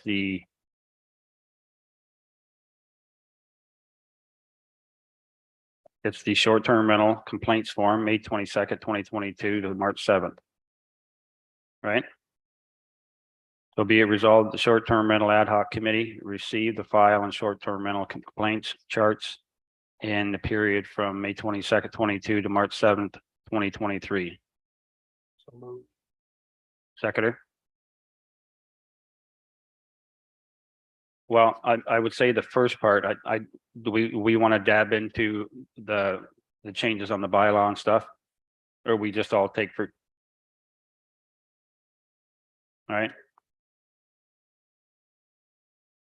Well, Jennifer, can you explain what you did with the bylaw and when you've rewritten it and added the new paragraphs? All the bylaw, all I did with the bylaw for you, Chair Ainsworth, Yeah. was I incorporated the changes made by the committee at the last meeting.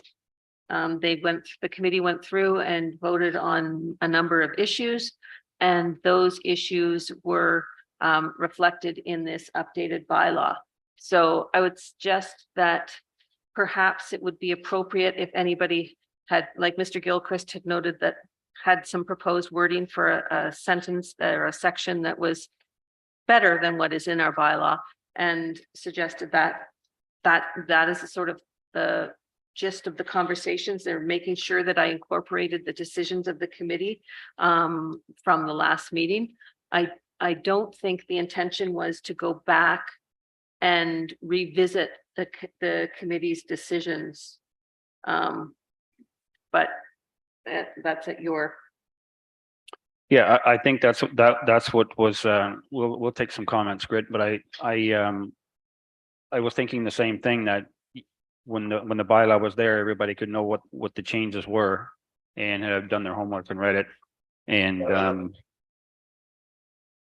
we didn't make any different changes other than what's there, but go ahead, Grit. Okay, so this is the time where I would like to say that I would like to see probably under prohibitions, but you would know better. Regarding the number of STRs that can be permitted within our township and not set a number, but does it look at the Brighton's bylaw to determine what works within the structure of our township? So that you don't all of a sudden have a street that's being bought up for the purpose of STRs. And you are losing your permanent housing. So I really think that in an effort to preserve some permanent housing, we need to restrict STRs being and where they go. And to keep safety in our communities, because in our residential communities, when we buy into a residential area, we aren't expecting transient people on a regular basis. And that actually does bring in an unknown safety issue for residents. It does play on the safety factor in our own homes. And you don't know who's coming in a short-term rental and for what purpose. So if it's tourism, that's great, but how do we know that? So I think in dense residential areas, we need to preserve and protect the safety of the residents that live there and know the cars that are driving on their streets and know the people that are visiting and know who live, or not the people that are visiting, but they know that are visitors because the people are home. So I think that's the safety nature that's inherent in neighborhoods and communities. So limiting the STRs is good.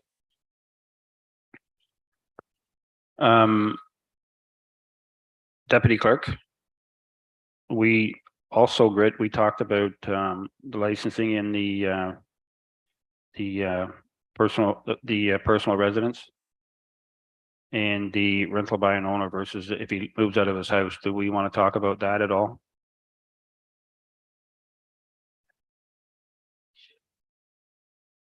Quite frankly, once the committee's done, if members of the public want to make their own delegations to council, they can do so. So Okay. All right. Anything else with the bylaw? Go ahead, Jennifer. Through you, Chair Ainsworth. I think I'll need committee direction as to whether they want to explore Grit's suggestion regarding capping or having a density requirement for STRs in dense residential neighborhoods. Yes, so we want a motion for that. coming. Okay. Rather than making it that way, I would rather make the recommendation that we ask council or through staff to explore looking at, for example, what Brighton's example is, not leave it up to this committee to decide, because it's not up to us to decide anyways.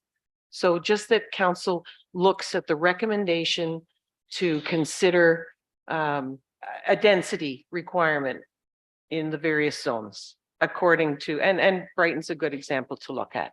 So I don't pretend to tell everyone that we should be doing it. Okay. Just- Valerie? And the other issue I spoke to earlier on grandfather. Sorry, we have a motion on the floor. Nobody has seconded it. Okay. So we need a seconder for the motion to receive Jennifer's information. You're going to second it? Okay. No. We did have- It's Grit's motion. Oh. It's my motion. No, but we need a seconder. Yeah, I need a seconder for that motion. And I've just said, okay. So hang on. So hang on. You expressed. Deputy Clerk? the Motion, it was a recommendation. Yeah, One okay, sec, so Steve, not one even. sec, hang on. Yolanda, A recommendation that council explore it through with staff on looking at that aspect, because I don't think we can sit here and say what we should do.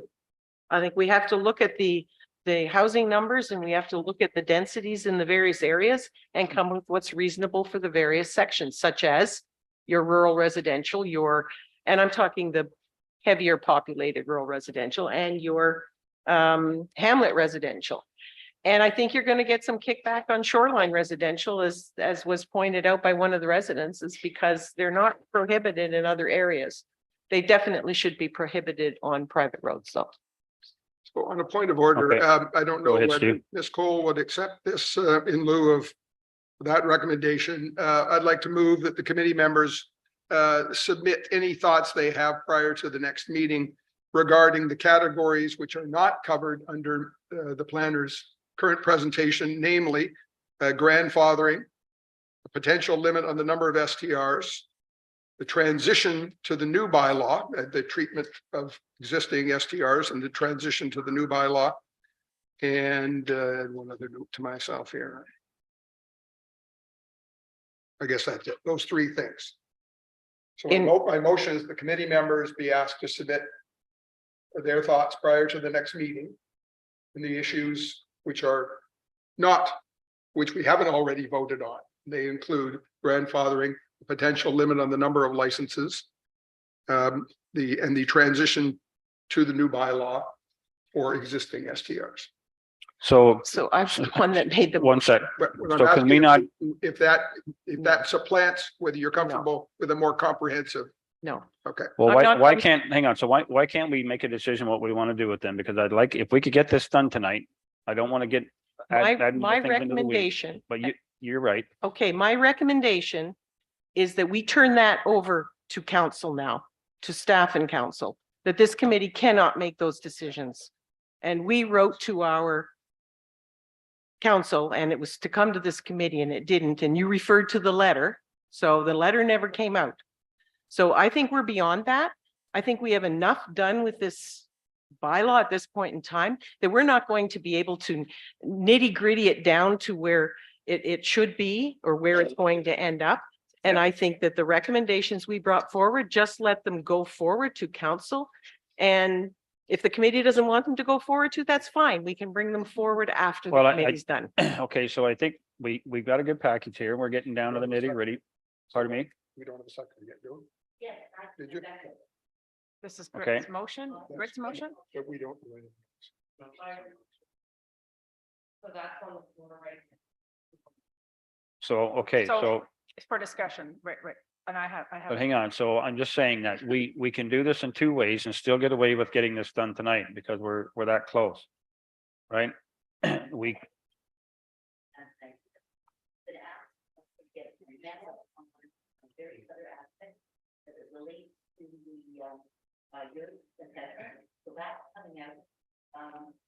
okay, so listen, we've already said that we're gonna do the yurts and the shepherd huts on an email. We've already agreed to that. This part here, I'm okay with Grit's suggestion to just let council deal with the issue that maybe Grit could be a delegate and bring that up to council when the no, I'm saying I anybody. plan on it. No, I'm saying anybody can be a delegate, right? If we're not gonna cover it here, Chair, you know, with respect, you shouldn't be. well, I'm just saying, like, if we can, The motion's on the floor. We have many members that want to make representations, and then at that point, we can vote on this like, motion. don't get the message wrong that a delegation changes anybody's, it's information that comes and anybody can be a delegate when this comes to council.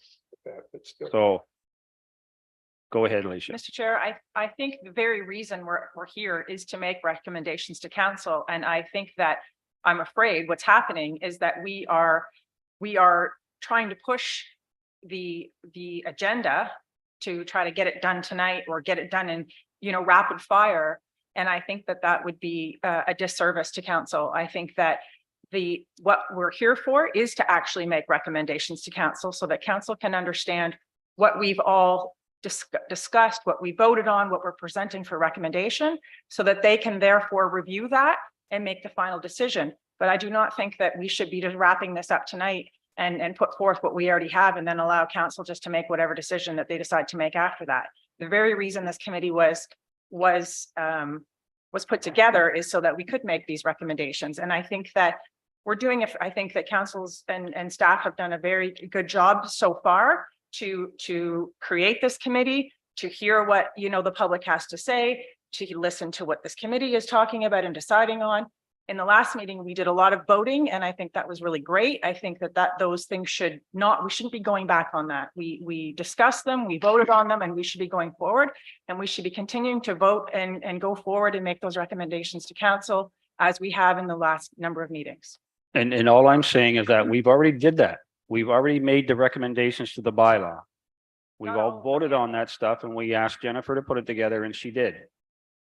So it's all here, other than the other stuff that we brought up as the yurts. Steve. with respect, No, it isn't all in there. I identified 3 very specific categories of things that are not covered in the planner's report. And so to support Alicia's point, that is precisely why the committee was created, is to give you the best possible advice on every possible aspect of this new bylaw. And Okay. that certainly would include grandfathering and a potential limit on the number of licenses. Okay, well, I thought we had a clarification on grandfathering. I don't think there's anything we can do about that. That's, go ahead, Jennifer. Through you, Chair Ainsworth. I'm just going to make a couple of comments here with respect to this general discussion. I believe that Valerie was speaking about grandfathering and examples of other municipalities that have said that they require short-term rental accommodations that are legal non-conforming to be licensed within X number of months of the granting of, or the passing of the licensing bylaw. And if they are not licensed, then they will be deemed to be never have been licensed. I believe that's what the gist of it is.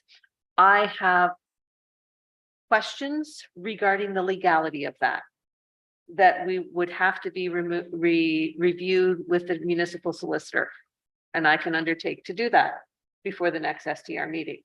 So that would deal with, or a component, if I could just finish, a component of the grandfathering issue. With respect to the number of units, I believe that the Municipal Act only allows for the capping of licenses in 2 very specific situations. I believe that when I had this conversation with our municipal solicitor earlier, municipalities can limit the number of taxi licenses and the number of adult entertainment facilities within a municipality. I don't believe they can cap the number of short-term. There are municipalities that do that, understanding that, but there are, as I said, you can pass bylaws that say anything. It's whether they can hold up to a legal challenge. Our advice earlier was that it wouldn't hold up to a legal challenge on capping the number of licenses. Again, I'll review that once again with our municipal solicitor, but that's my general understanding of the situation. Then there is the issue of transition, and I agree something needs to be done with transition. I'm not sure that I have the knowledge base to provide the committee with transition guidelines, because I think that's something that we will have to discuss with our municipal solicitor. But right now, what I can say is that we have a short-term rental accommodation bylaw in our municipality that is not being adhered to by all short-term rental accommodation operators within the municipal. Well, not all. I think, do we have 2 or 3? Oh, we got 5. We've got 5 licensed short-term rental accommodation. So with the exception of those 5, all other short-term rental accommodations are not in compliance with our bylaw. Okay, Mr. Chair. Thank go you. ahead. Thank you, Jennifer. And I 100% appreciate your comments. I just had one comment to your last point about we only have 5. And as I'm not a short-term rental operator, however, I would love to have one at some point in future, but I have spoken to and know a lot of operators, short-term rental operators in the township. And I think that they had a lot of confidence in the fact that the council and staff was willing to and were vocal to say that they were reviewing this bylaw, that the last bylaw was passed as a stopgap, and that this was being reviewed for good reason to make improvements and make sure that it was, a little bit more fair. And so that is my understanding as to why there hasn't been further compliance, because they are waiting for the outcome of this. And I'm not saying that's right or wrong. I'm just saying that would be a major reason as to why there hasn't been more registrations. I think to say that the existing short-term licensing bylaw was passed as a stopgap measure is not accurate, is inaccurate. It went through extensive consultation and it was not slapped together. There was a lot of thought put forward through it. So to call it a stopgap measure, I think is not entirely accurate. To say that it's under review is correct. But I don't believe that the existing bylaw is a stopgap measure. It wasn't intended to be a stopgap measure by the previous council. Valerie? And at the time that it passed, the council today said, and we'll do it in a year. That's what was said. And that's very much part of bringing in public opinion, jurisdictions, et cetera, that helps lead to bylaw. How does the gas of grandfathering? He said one component of the grandfathering, the other two things, and how do the whole bylaw, meaning from the checklist? Yes. I complete the application. Thank you. On page 46, it identifies ways that someone can prove that they should be grandfathered. And I'm saying it's an open-ended list, and I am recommending that it be finite. I'm also on the flip side suggesting a remedy for neighbors and area property owners who are dealing with fallout and complaints, that there be a way to legally identify when false information about the startup dates of those that have come in after the deadline. And I realize that might tie into our transitioning, but people who did not follow the bylaw should not be rewarded for not following our township bylaw. Okay. Great. Through you, Chair Ainsworth, I have a question for bylaw. Is it true that that property standards is not subject to legal non-conforming? Because that is a item that Brighton used. They actually put in their property standards, the 2 persons per bedroom recommendation at any STR. And that was in 2020, they did that. And so any STR that came forward, even before the passing of their bylaw, even if it has 4 beds or whatever, they're not permitted because it's in the property standards bylaw that was already put in place. I think to properly answer that, sorry, through you, your chair, would I would have to have the property standards bylaw in front of me to review that to see if that's the legal non-conforming use is a defined term under the property standards bylaw. So. Okay. So I'd like to regroup here and see where we are. Yolanda?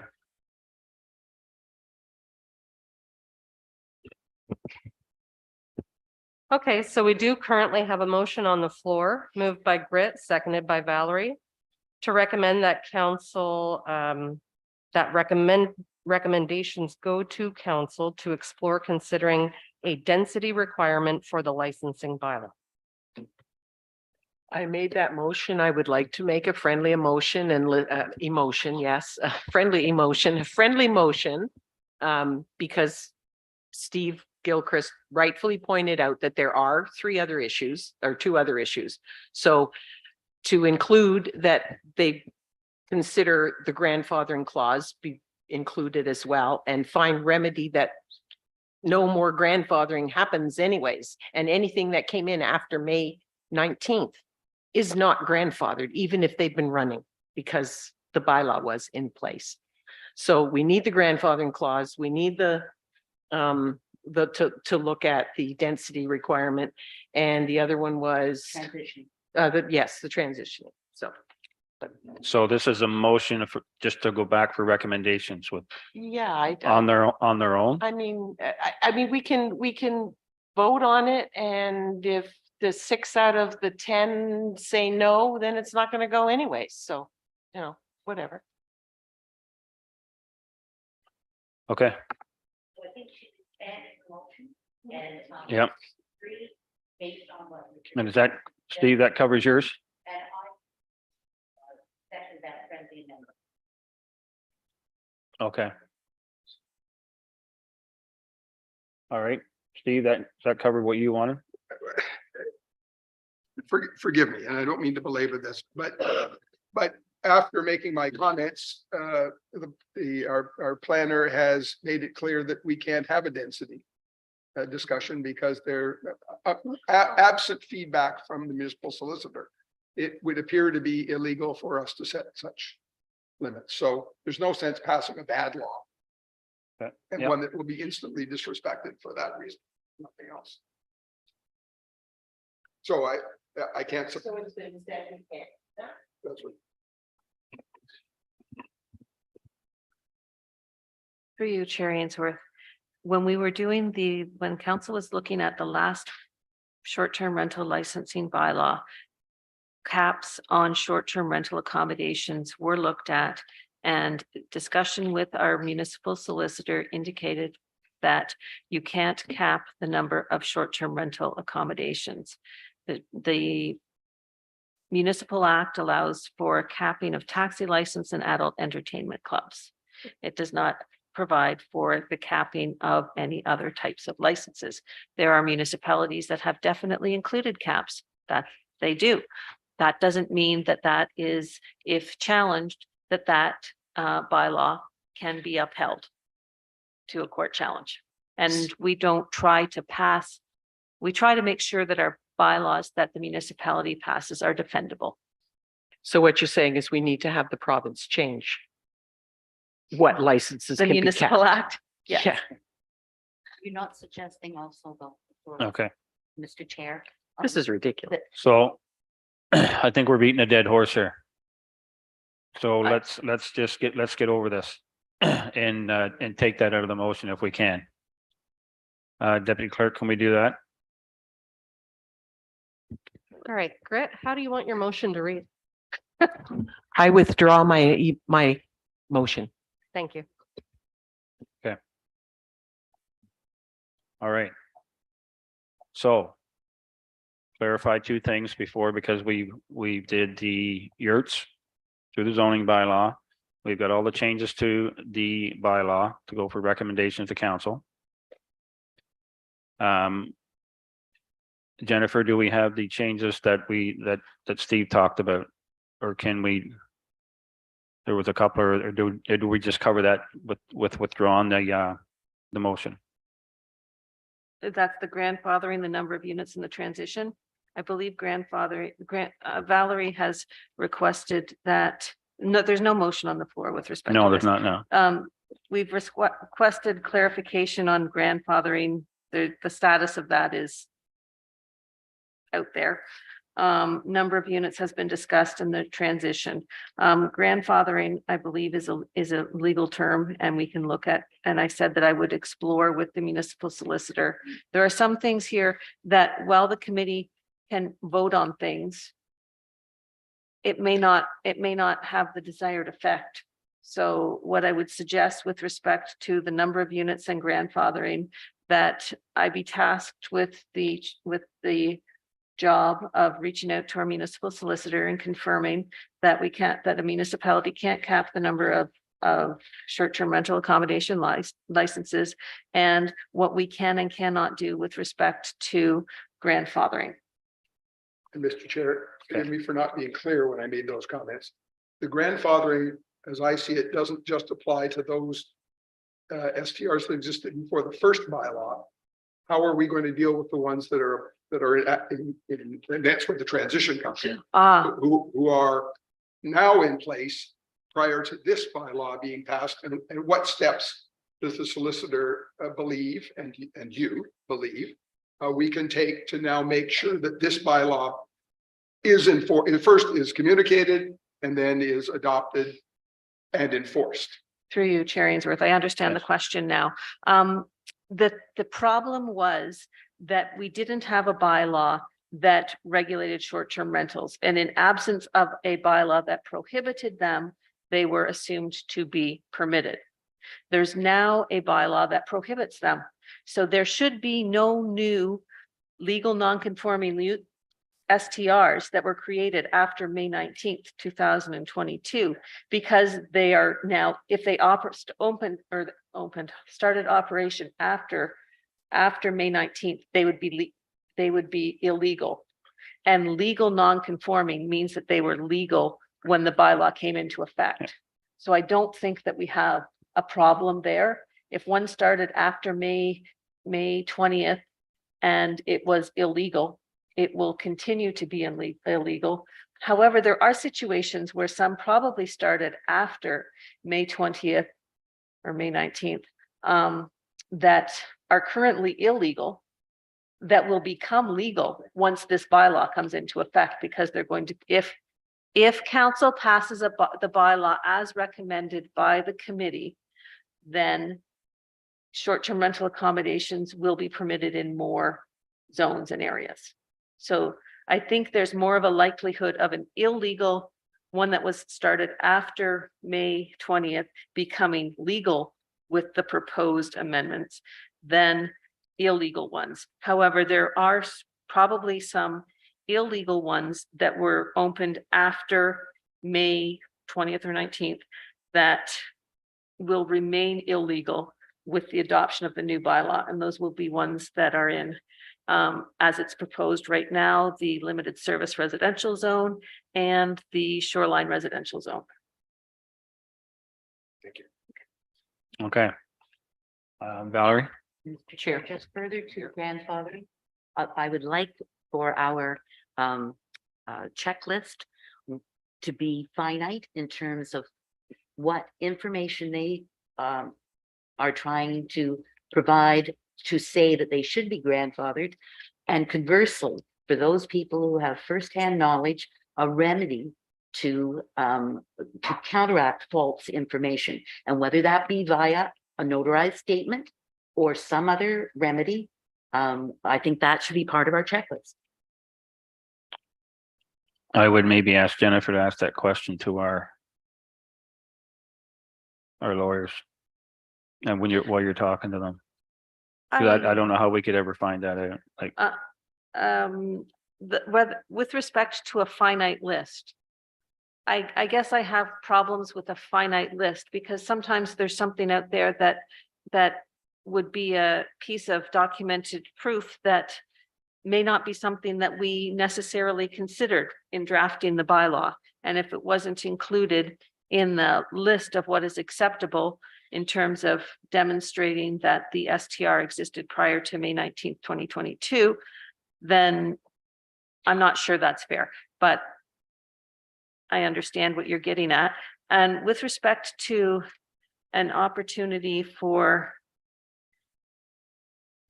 it feels like perhaps you're questioning staff's ability to be able to review and determine the information that is provided with the STR license as to whether or not it's accurate.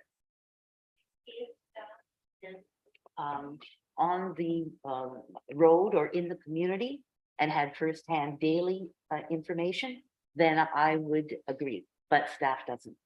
The people who are living there, who are dealing with the road and the situation, do have. All I'm suggesting is if they are serious enough, then they will pay for whatever is required and is cited in our checklist as being a remedy for addressing false information.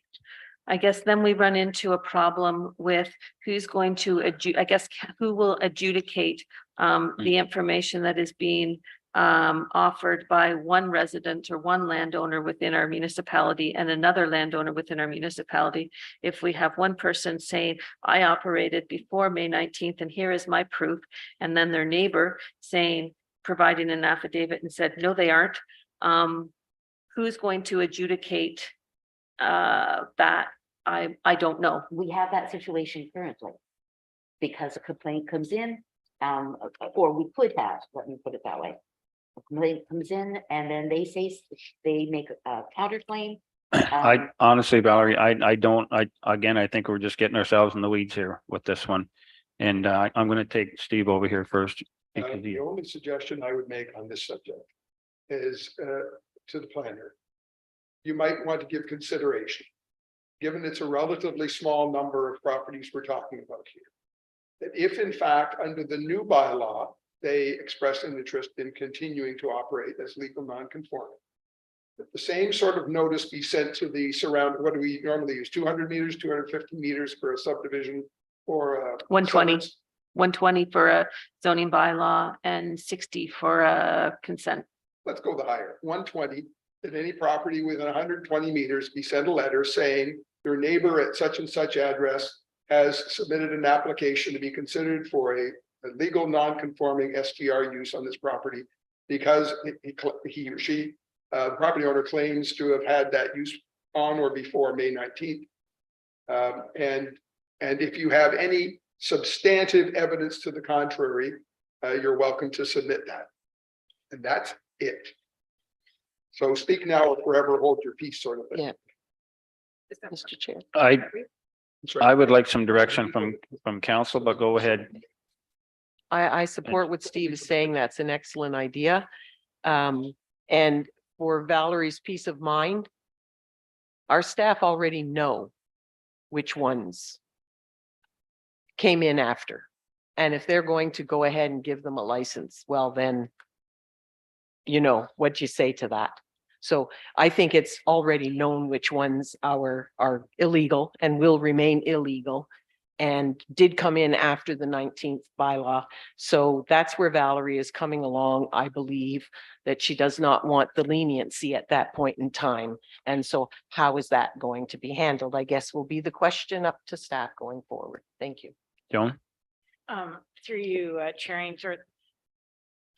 This is a good idea to a certain extent, but the cost of doing something like this is quite a bit. And who's going to cover the cost of it?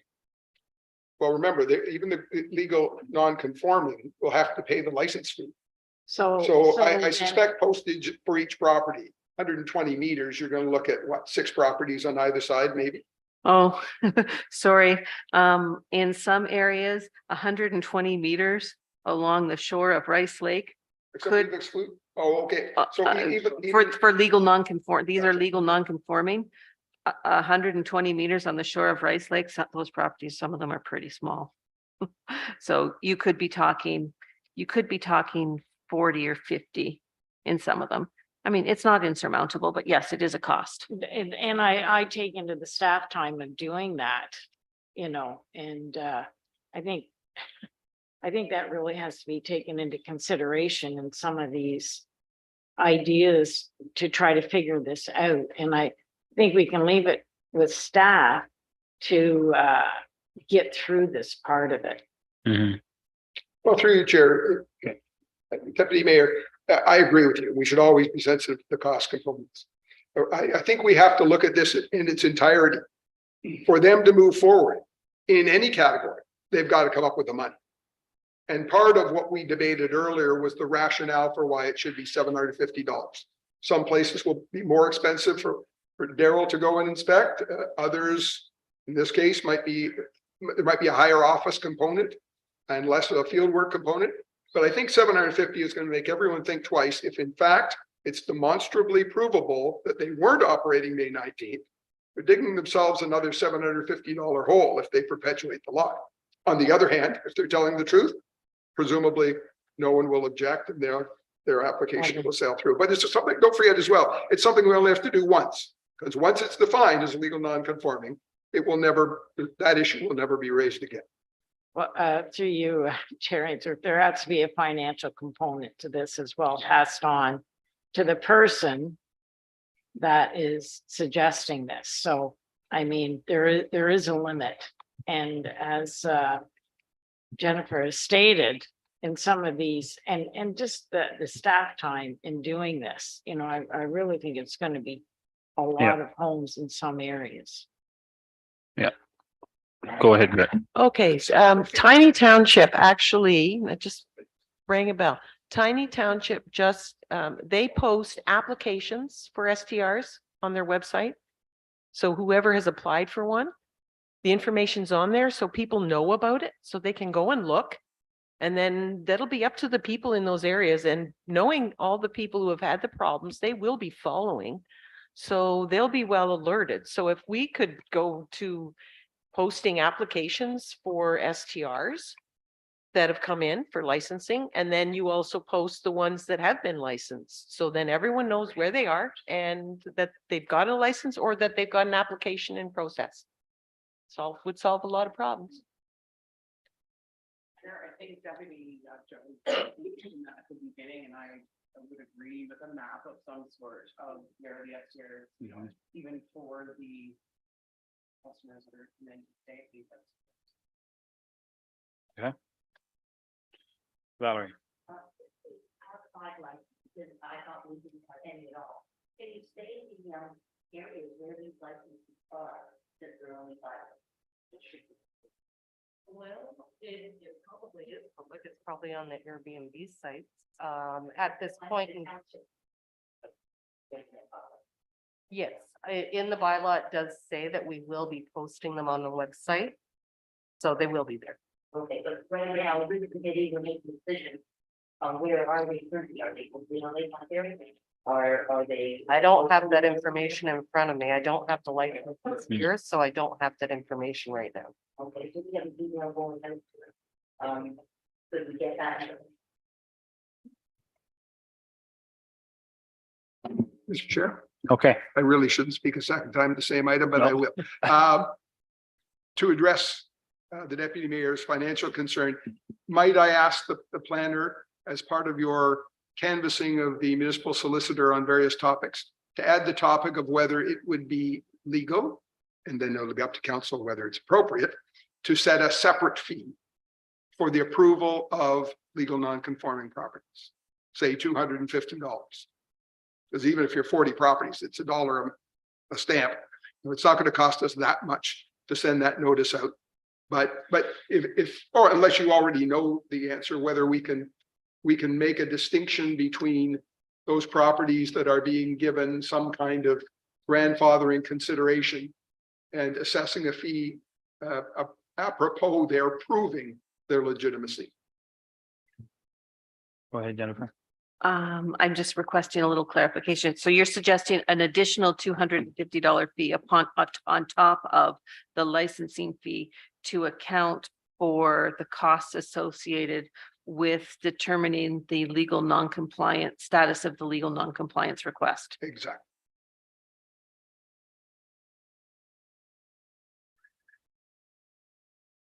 Mr. Chair. Go ahead, Alicia. Not to discount what Stephen is saying, but in my view, I feel like if someone is actually a legal non-conforming, I feel it's punitive to them to be the ones that have to pay the $250. I think that if someone wants to challenge it, then there should be the ones that pay the $250. And if they're correct, then there's a fine back to the legal non-conforming. But if they're not correct, then the person that's challenging it should be the one paying it, not the person that's actually legal non-conforming. That's to me, if I was a legal non-conforming, Very well. right? I don't think I should have to pay actually $250 to prove that I'm a legal non-conforming. I feel like it should be the person challenging it that should pay. Mr. Chair, our bylaw, which is in place, has already put the onus on them. It's, yes, and it says if the facility was in existence prior to May 19, 2022, documents confirming rather your STR are required. Our bylaw Okay. already puts the onus on those that are existing non-conforming. Go ahead, Jennifer. If I could suggest through you, Chair Ainsworth, Hang on, guys. discussions with respect to charges and fees and licensing. We've generally discussed that. I think it would be most appropriate to leave those discussions up to council at that point in time to determine the licensing fees. The committee has generally reviewed the bylaw. We've discussed licensing fees, $750 there was suggestion regarding tiered fees and increase in fees, but it was explained that, or those are penalties, sorry, that different there's a different process for that. So I would suggest that the scope of this committee was to provide guidance with respect to short-term rental licensing bylaw and where short-term rental accommodations should be. And generally, the committee has come forward with recommendations for where they should be permitted in the zoning bylaw, and they have modified the existing short-term rental accommodation licensing bylaw to reflect discussions on behalf of the committee. There are still some, I agree that there are still some outstanding issues with respect to grandfathering. I don't believe that that is within the scope of this committee's ability to define how grandfathering should take place. I think we're going to need some legal guidance with respect to that matter. So at the same with the caps on the number of licenses. So to me, it seems like the committee, we've had a number of discussions on where they should be permitted, where they shouldn't be permitted, how many should be permitted, all that, the important topics we've hit them. And I think at this point in time, it might be appropriate if you, through you, Chair Ainsworth, if you asked if there was any other issues that we haven't discussed that people would like pertaining to short-term rental accommodations, that now would be a time or a subsequent meeting, whatever. But we've discussed many of the same topics a number of times. So it might be prudent to see if there's anything out there that somebody has that hasn't been yet discussed. Okay. So in saying that, Alicia? The one thing that we haven't discussed, I don't think in enough detail perhaps, is the renewal. Say that again. Is the renewal, so the licensing renewal. I know that we had talked about how often the licensing bylaw would be renewed, whether it's taken away from every year, maybe every 3 years, with a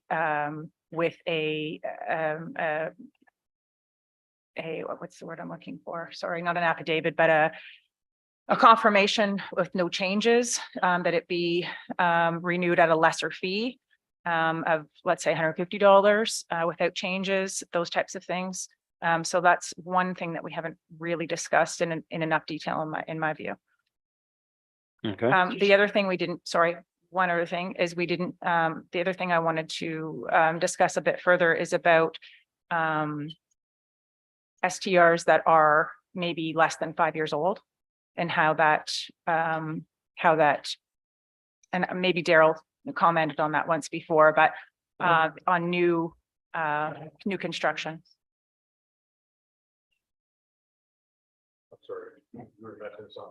Oh, sorry. I think what Alyssa is, I'm sorry, is it Alyssa or Lisa? Elisa. What Elisa was saying is that consideration be given for short-term rental accommodations that are less than 5 years old on the presumption that they've recently gone through a building permit process. However, as I was mumbling in your ear, my concern is that even though a building permit has been issued, people make modifications to their dwellings after a building permit has been completed. Floor's yours. Yeah, I don't think there's really much else to add to that. As Jennifer said, people do make modifications, so I'm not sure I'm still not really following the whole question. I guess this is the question you're asking, if a building permit is 5 years or less, do they still require To pay a full fee. to pay a full fee? They still have to be licensed, They obviously. still have to be licensed? I mean, that wouldn't be my answer. That'd be up to council to answer that, right? The requirements would be the same, so I don't see why the full fee wouldn't be the same in my mind. But that, again, that's a recommendation this council can make, or this committee can make to council, and the council can take that into consideration, so. Okay, in one of my submissions, I did talk about doing the reduced fee for the renewals. So at this point in time, I would like to make a motion that the first time licensing, inspection, and all of the whole process for to become licensed is set at $750, and that renewals must be annual, and that they be set at $150 with an accompanying signed statement that they have made no changes to the STR or to their premises that would require forcing an inspection, and then everything else goes according to the bylaw. That's my motion. You have a seconder? Not yet.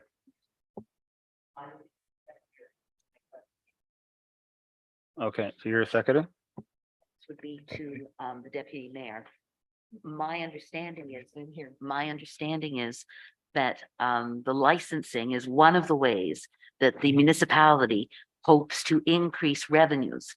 So if it drops from $750 to $150 in subsequent years, then it's really not providing much revenue stream. I want to add one more thing to that. The $150 renewal fee applies to an STR that has not had a single complaint against it in that year. If there's been any complaints against them, then they have to go through the full licensing process again. Then I would second that. Go ahead, Jennifer. Through you, Chair Ainsworth. With respect to no complaints, I think that the wording would have to be no verified or something complaints, because there are vexatious people out there who make complaints that aren't founded. Agreed. The verbiage could be, I believe the licensing bylaw contains penalties or an investigation clause in it with respect to investigated and confirmed contraventions of the short-term rental accommodation bylaw, as opposed to complaints. Because just because somebody complains doesn't mean it's a fact. Agree. I agree to that amendment. So it has to be a verified by an officer complaint or Okay, investigation. Steve?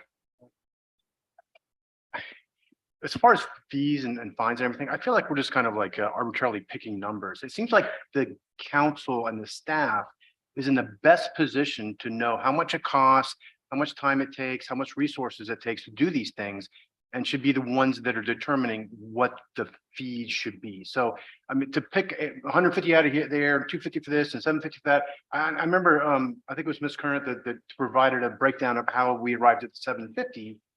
But, I think we need to do that for all this stuff and not just say, oh, 150, let's make it 500, let's make it 1,000 for that. Like, I really think we need to, like, as a committee, we don't have that information and that data available to us to make an informed recommendation. Okay, I could make an amendment to mine.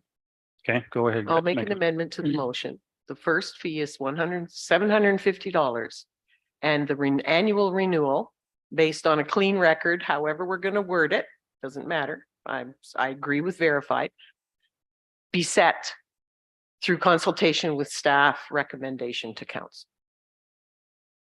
I would accept that friendly amendment.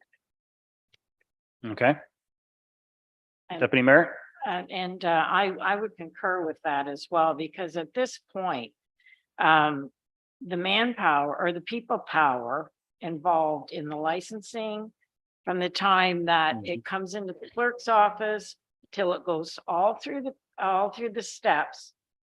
We at this committee do not know that answer. So, I mean, it's something that you more or less have to leave to council. And I thank you, Steve, for those comments, because they certainly make sense. Okay, Just trying to placate the people who need to get licensed because, they need to Yeah. get licensed. So let's get on with it. Ellison?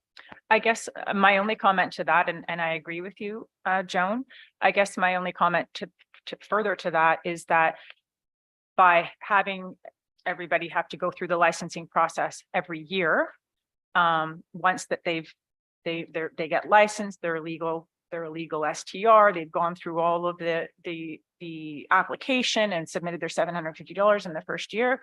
I guess how much is it really necessary every year to do that? So all I'm saying is that maybe it's not necessary every year to do that and go through all of staff's time and council's time, or not necessarily council, but all staff's time to do that every single year. Obviously, if there was an issue that came up from a property standards or a building code issue or something like that, that would probably be brought forward to maybe Daryl anyways, but I just, maybe something to think about, that it maybe should be every year. Okay, If we're talking about time and money and things like that. all right, everybody clear with the motion? Okay. Who's in favor? What was the motion? Well, Grit made a motion that. Go ahead and read it back, Yolanda. Yeah, you read it. Okay, so I have the motion be that the first time for licensing, the cost shall be $750. And annual renewals after the fact with respect to investigated and confirmed complaints be set through consultation with staff through recommendation to council. No? No, the consultation was to be on determining what the annual renewal would be for STRs that are blemish free, so to speak.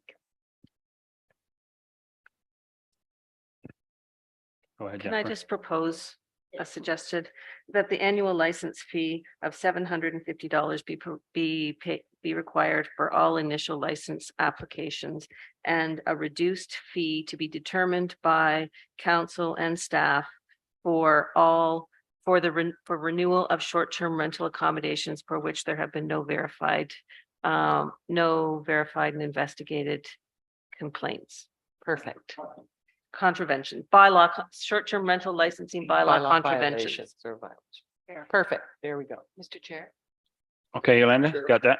Mr. Yep. Chair, Go ahead, Nicole. could it be biannually to save paperwork time? If there are. I am not willing violations? to make that amendment. This is the committee's decision. You could introduce them. Okay, the motion is on the floor. We are gonna need a vote. Let's vote it on first. Yes. Okay, I can introduce an amendment to the motion. You can simply, and I move that the time frame for subsequent renewals be amended to biannual. I'm That.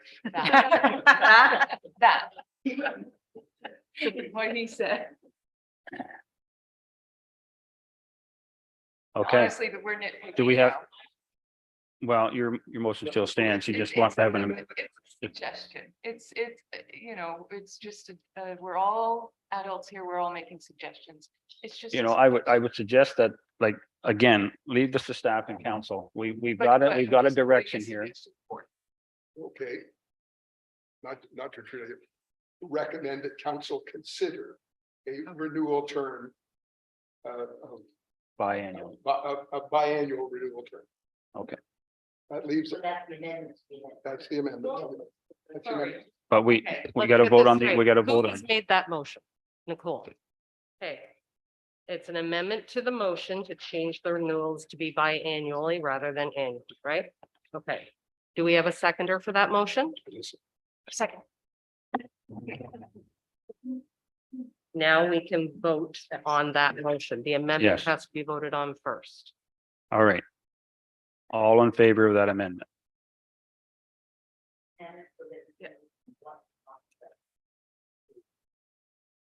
That an amendment be made to the previous motion to change renewals to biannually rather than annually.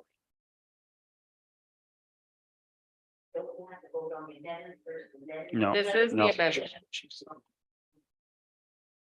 Okay, again. All in favor?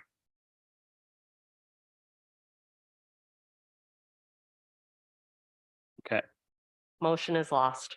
Well, we didn't ask for contrary. Oh, you can't assume. That's right, sorry. Chair.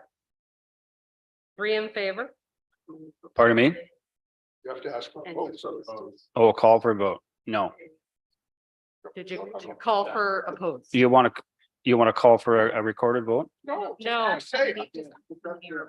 Okay, how many is opposed? Sorry. You asked for how many. Yes. opposed. Yes, how many is opposed? Plus you've got one on the screen. Two on the screen. Oh, no. They're already here. Oh, that's right. I'm like, what? Don't give her, don't give her two votes, for God's sake. They keep winning. Trying to say. I knew the fix was in.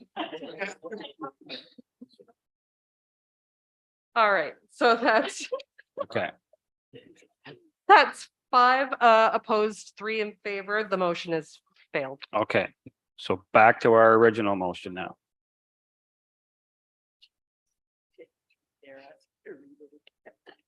Actually, Jennifer did very nicely before. Are we going to use Jennifer's version of it?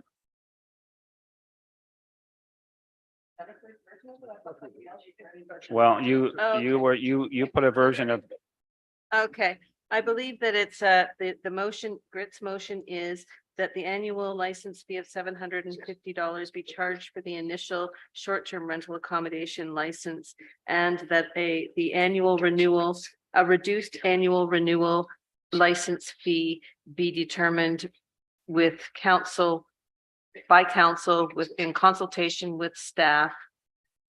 For short-term rental accommodations with no short-term rental accommodation bylaw violations. okay. Okay. All in favor?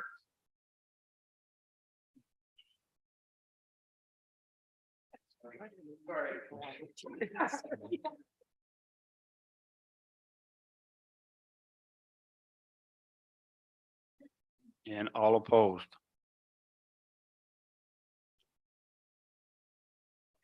Through you, Mr. Chair, will this come back to us once we have a number from the committee or from, sorry, council and staff? No, once They will- it goes to staff, this committee will be, it'll be done. All right, so that motion's carried. Okay. All right. So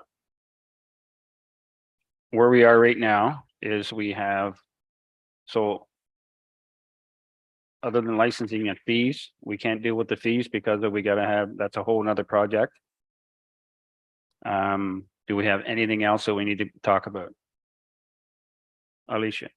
I want to just discuss the actual site plan, and I think we talked about this in a previous meeting. About whether it's an actual site plan or if it's an actual drawing. Because site plans are pretty costly.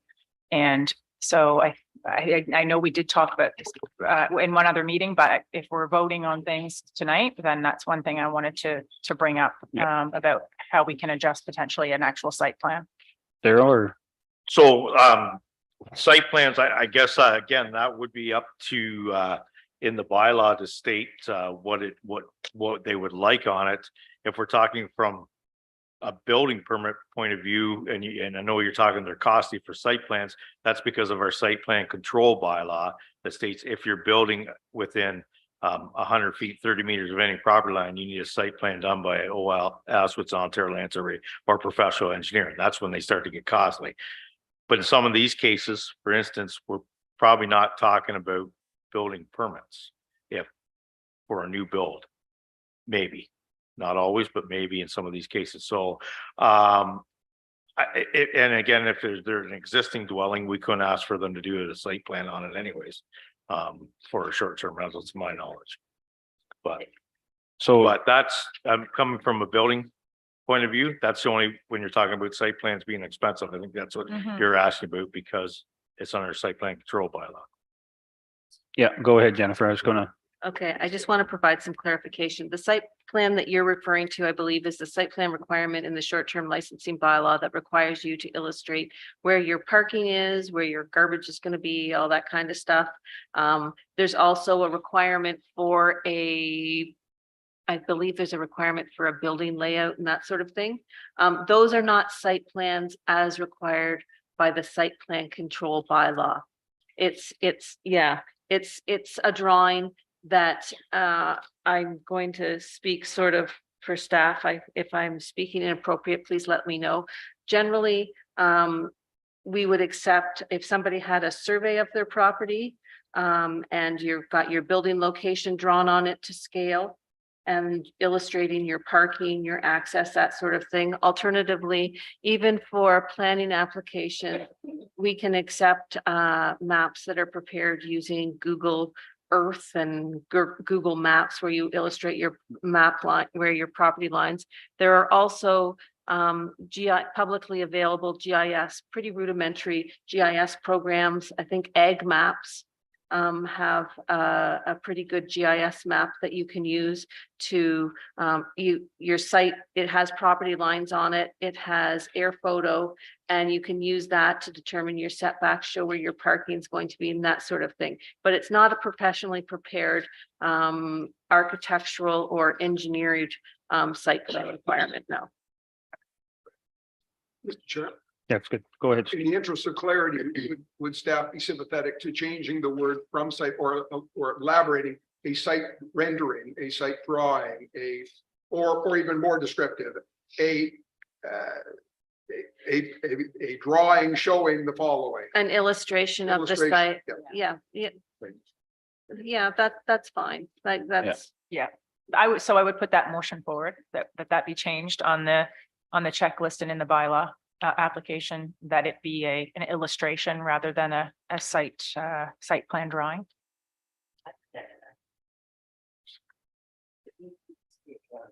oh, The Google Earth things is a great, yes, it needs to be to scale, because parking, you can't illustrate a parking space that is, when you actually get out onto ground, your car won't fit in a 2x4 parking space. It actually needs to be a 3 meter by 6 meter parking space in compliance with so those, it does need to be scaled. And I've dealt with a lot of planning applications, and people can prepare some pretty good drawings just using free tools out there. Perhaps maybe an amendment to my motion saying that it doesn't have to be a whatever the word you use there, Daryl, with the actual land surveyor. It doesn't have to be a land surveyed.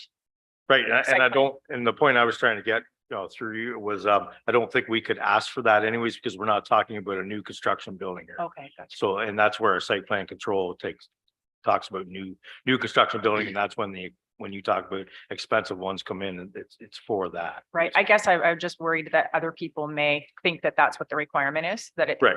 if you're not in that world, they might expect that they need an actual.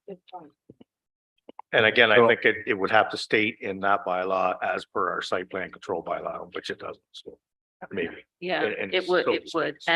And no, this So this is just in the- issue, this use isn't subject to site plan control. Okay. so we have motion on the floor, seconded by Valerie, that we only provide a sketch or handwritten diagram Site illustration, illustration. site illustration plan. Okay, It already Yeah. says drawn to scale, so. May I add to, just because I've seen these over the years, no napkins, please. Or envelopes. okay, Yolanda, got that? Okay, all in favor?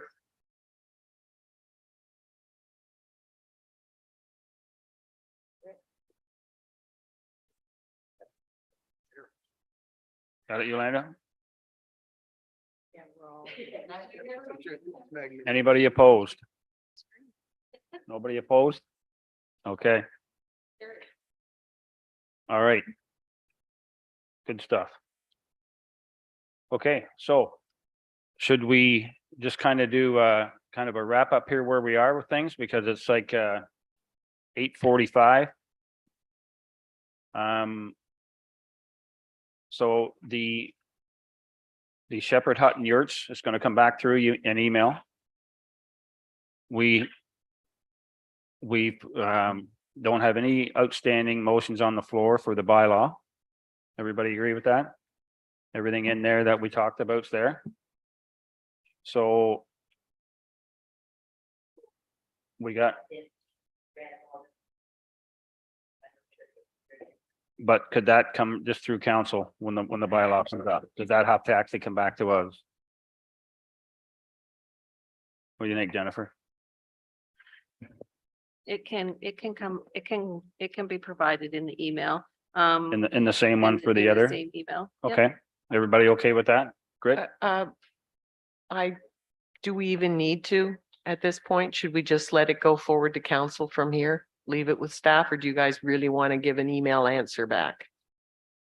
Steve, Well, until I see the email, I don't think I could answer. All right, So, fine, let it come in. I think the email will be fine. Let it, but we don't need to have another meeting then, do we? no, Mr. Chair, might I suggest that Yep. Committee members be invited to provide any responses that Ms. Currents, might create or.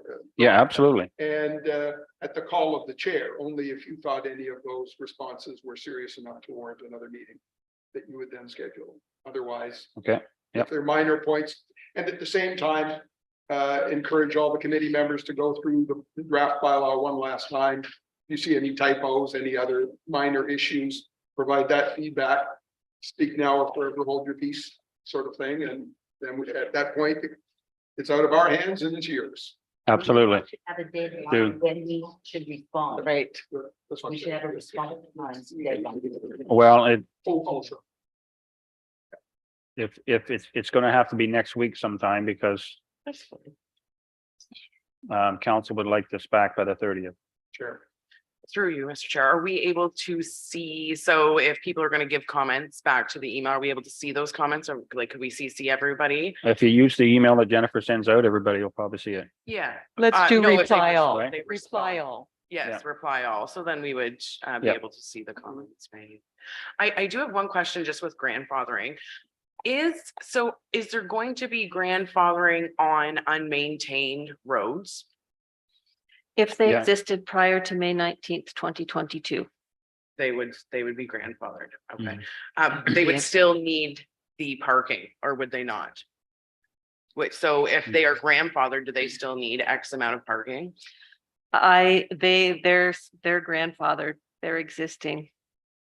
So I'll discuss it with our municipal solicitor, but my understanding, if it was used for that use prior to the passing of the short-term rental licensing bylaw and the zoning bylaw provisions in May of 2022. Actually, I may have had a conversation with them regarding that, so I'll provide clarification in the email with respect to that. If they don't have parking under the zoning bylaw, whether or not it could have been used. So I recall a conversation, but I don't recall the details of it, so I'll get confirmation. Perfect, and if they're not gonna fall under the parking requirements, what are the requirements? How many, like, they could have 15 cars and not enough parking space, so now they're on the unmaintained road where people can't get to their homes. I So that's understand, kind of I understand the issue. Okay. I understand the issue. Yep, no, I understand Yep. the questions and the concerns, and I will ask our municipal solicitor. Chair? Yep.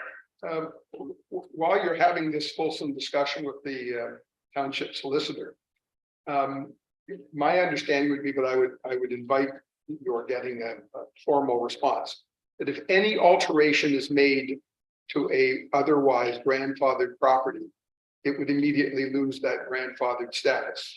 So, for example, to use Amy's example, a house on a private road that had one bedroom rented out, but now has done some alteration and is renting out 2 bedrooms. Therefore needs twice as much parking, et cetera, et cetera. My understanding is it would lose its grandfather status because it is. Because it has changed. I believe you are correct. I just want to get clarification, because with that one, it's definitely, if it was a dwelling and it changed to a hotel, it loses its legal non-conforming status. But if it changes from a 1-bedroom house to a 2-bedroom house within the existing footprint, does it lose its legal non-conforming status? I just have to confirm that. What if it sells? It doesn't matter. It doesn't go with ownership. It goes with building. Okay, Yolanda, we It's- have it Steve. goes with Yeah, land that's a good use. question. It I goes have one with more land question. use. So, previous properties in Alnwick Caldman that I had rented out on Airbnb. Should somebody who purchased it now doesn't rent it out, but in 10 years, how is that going to work?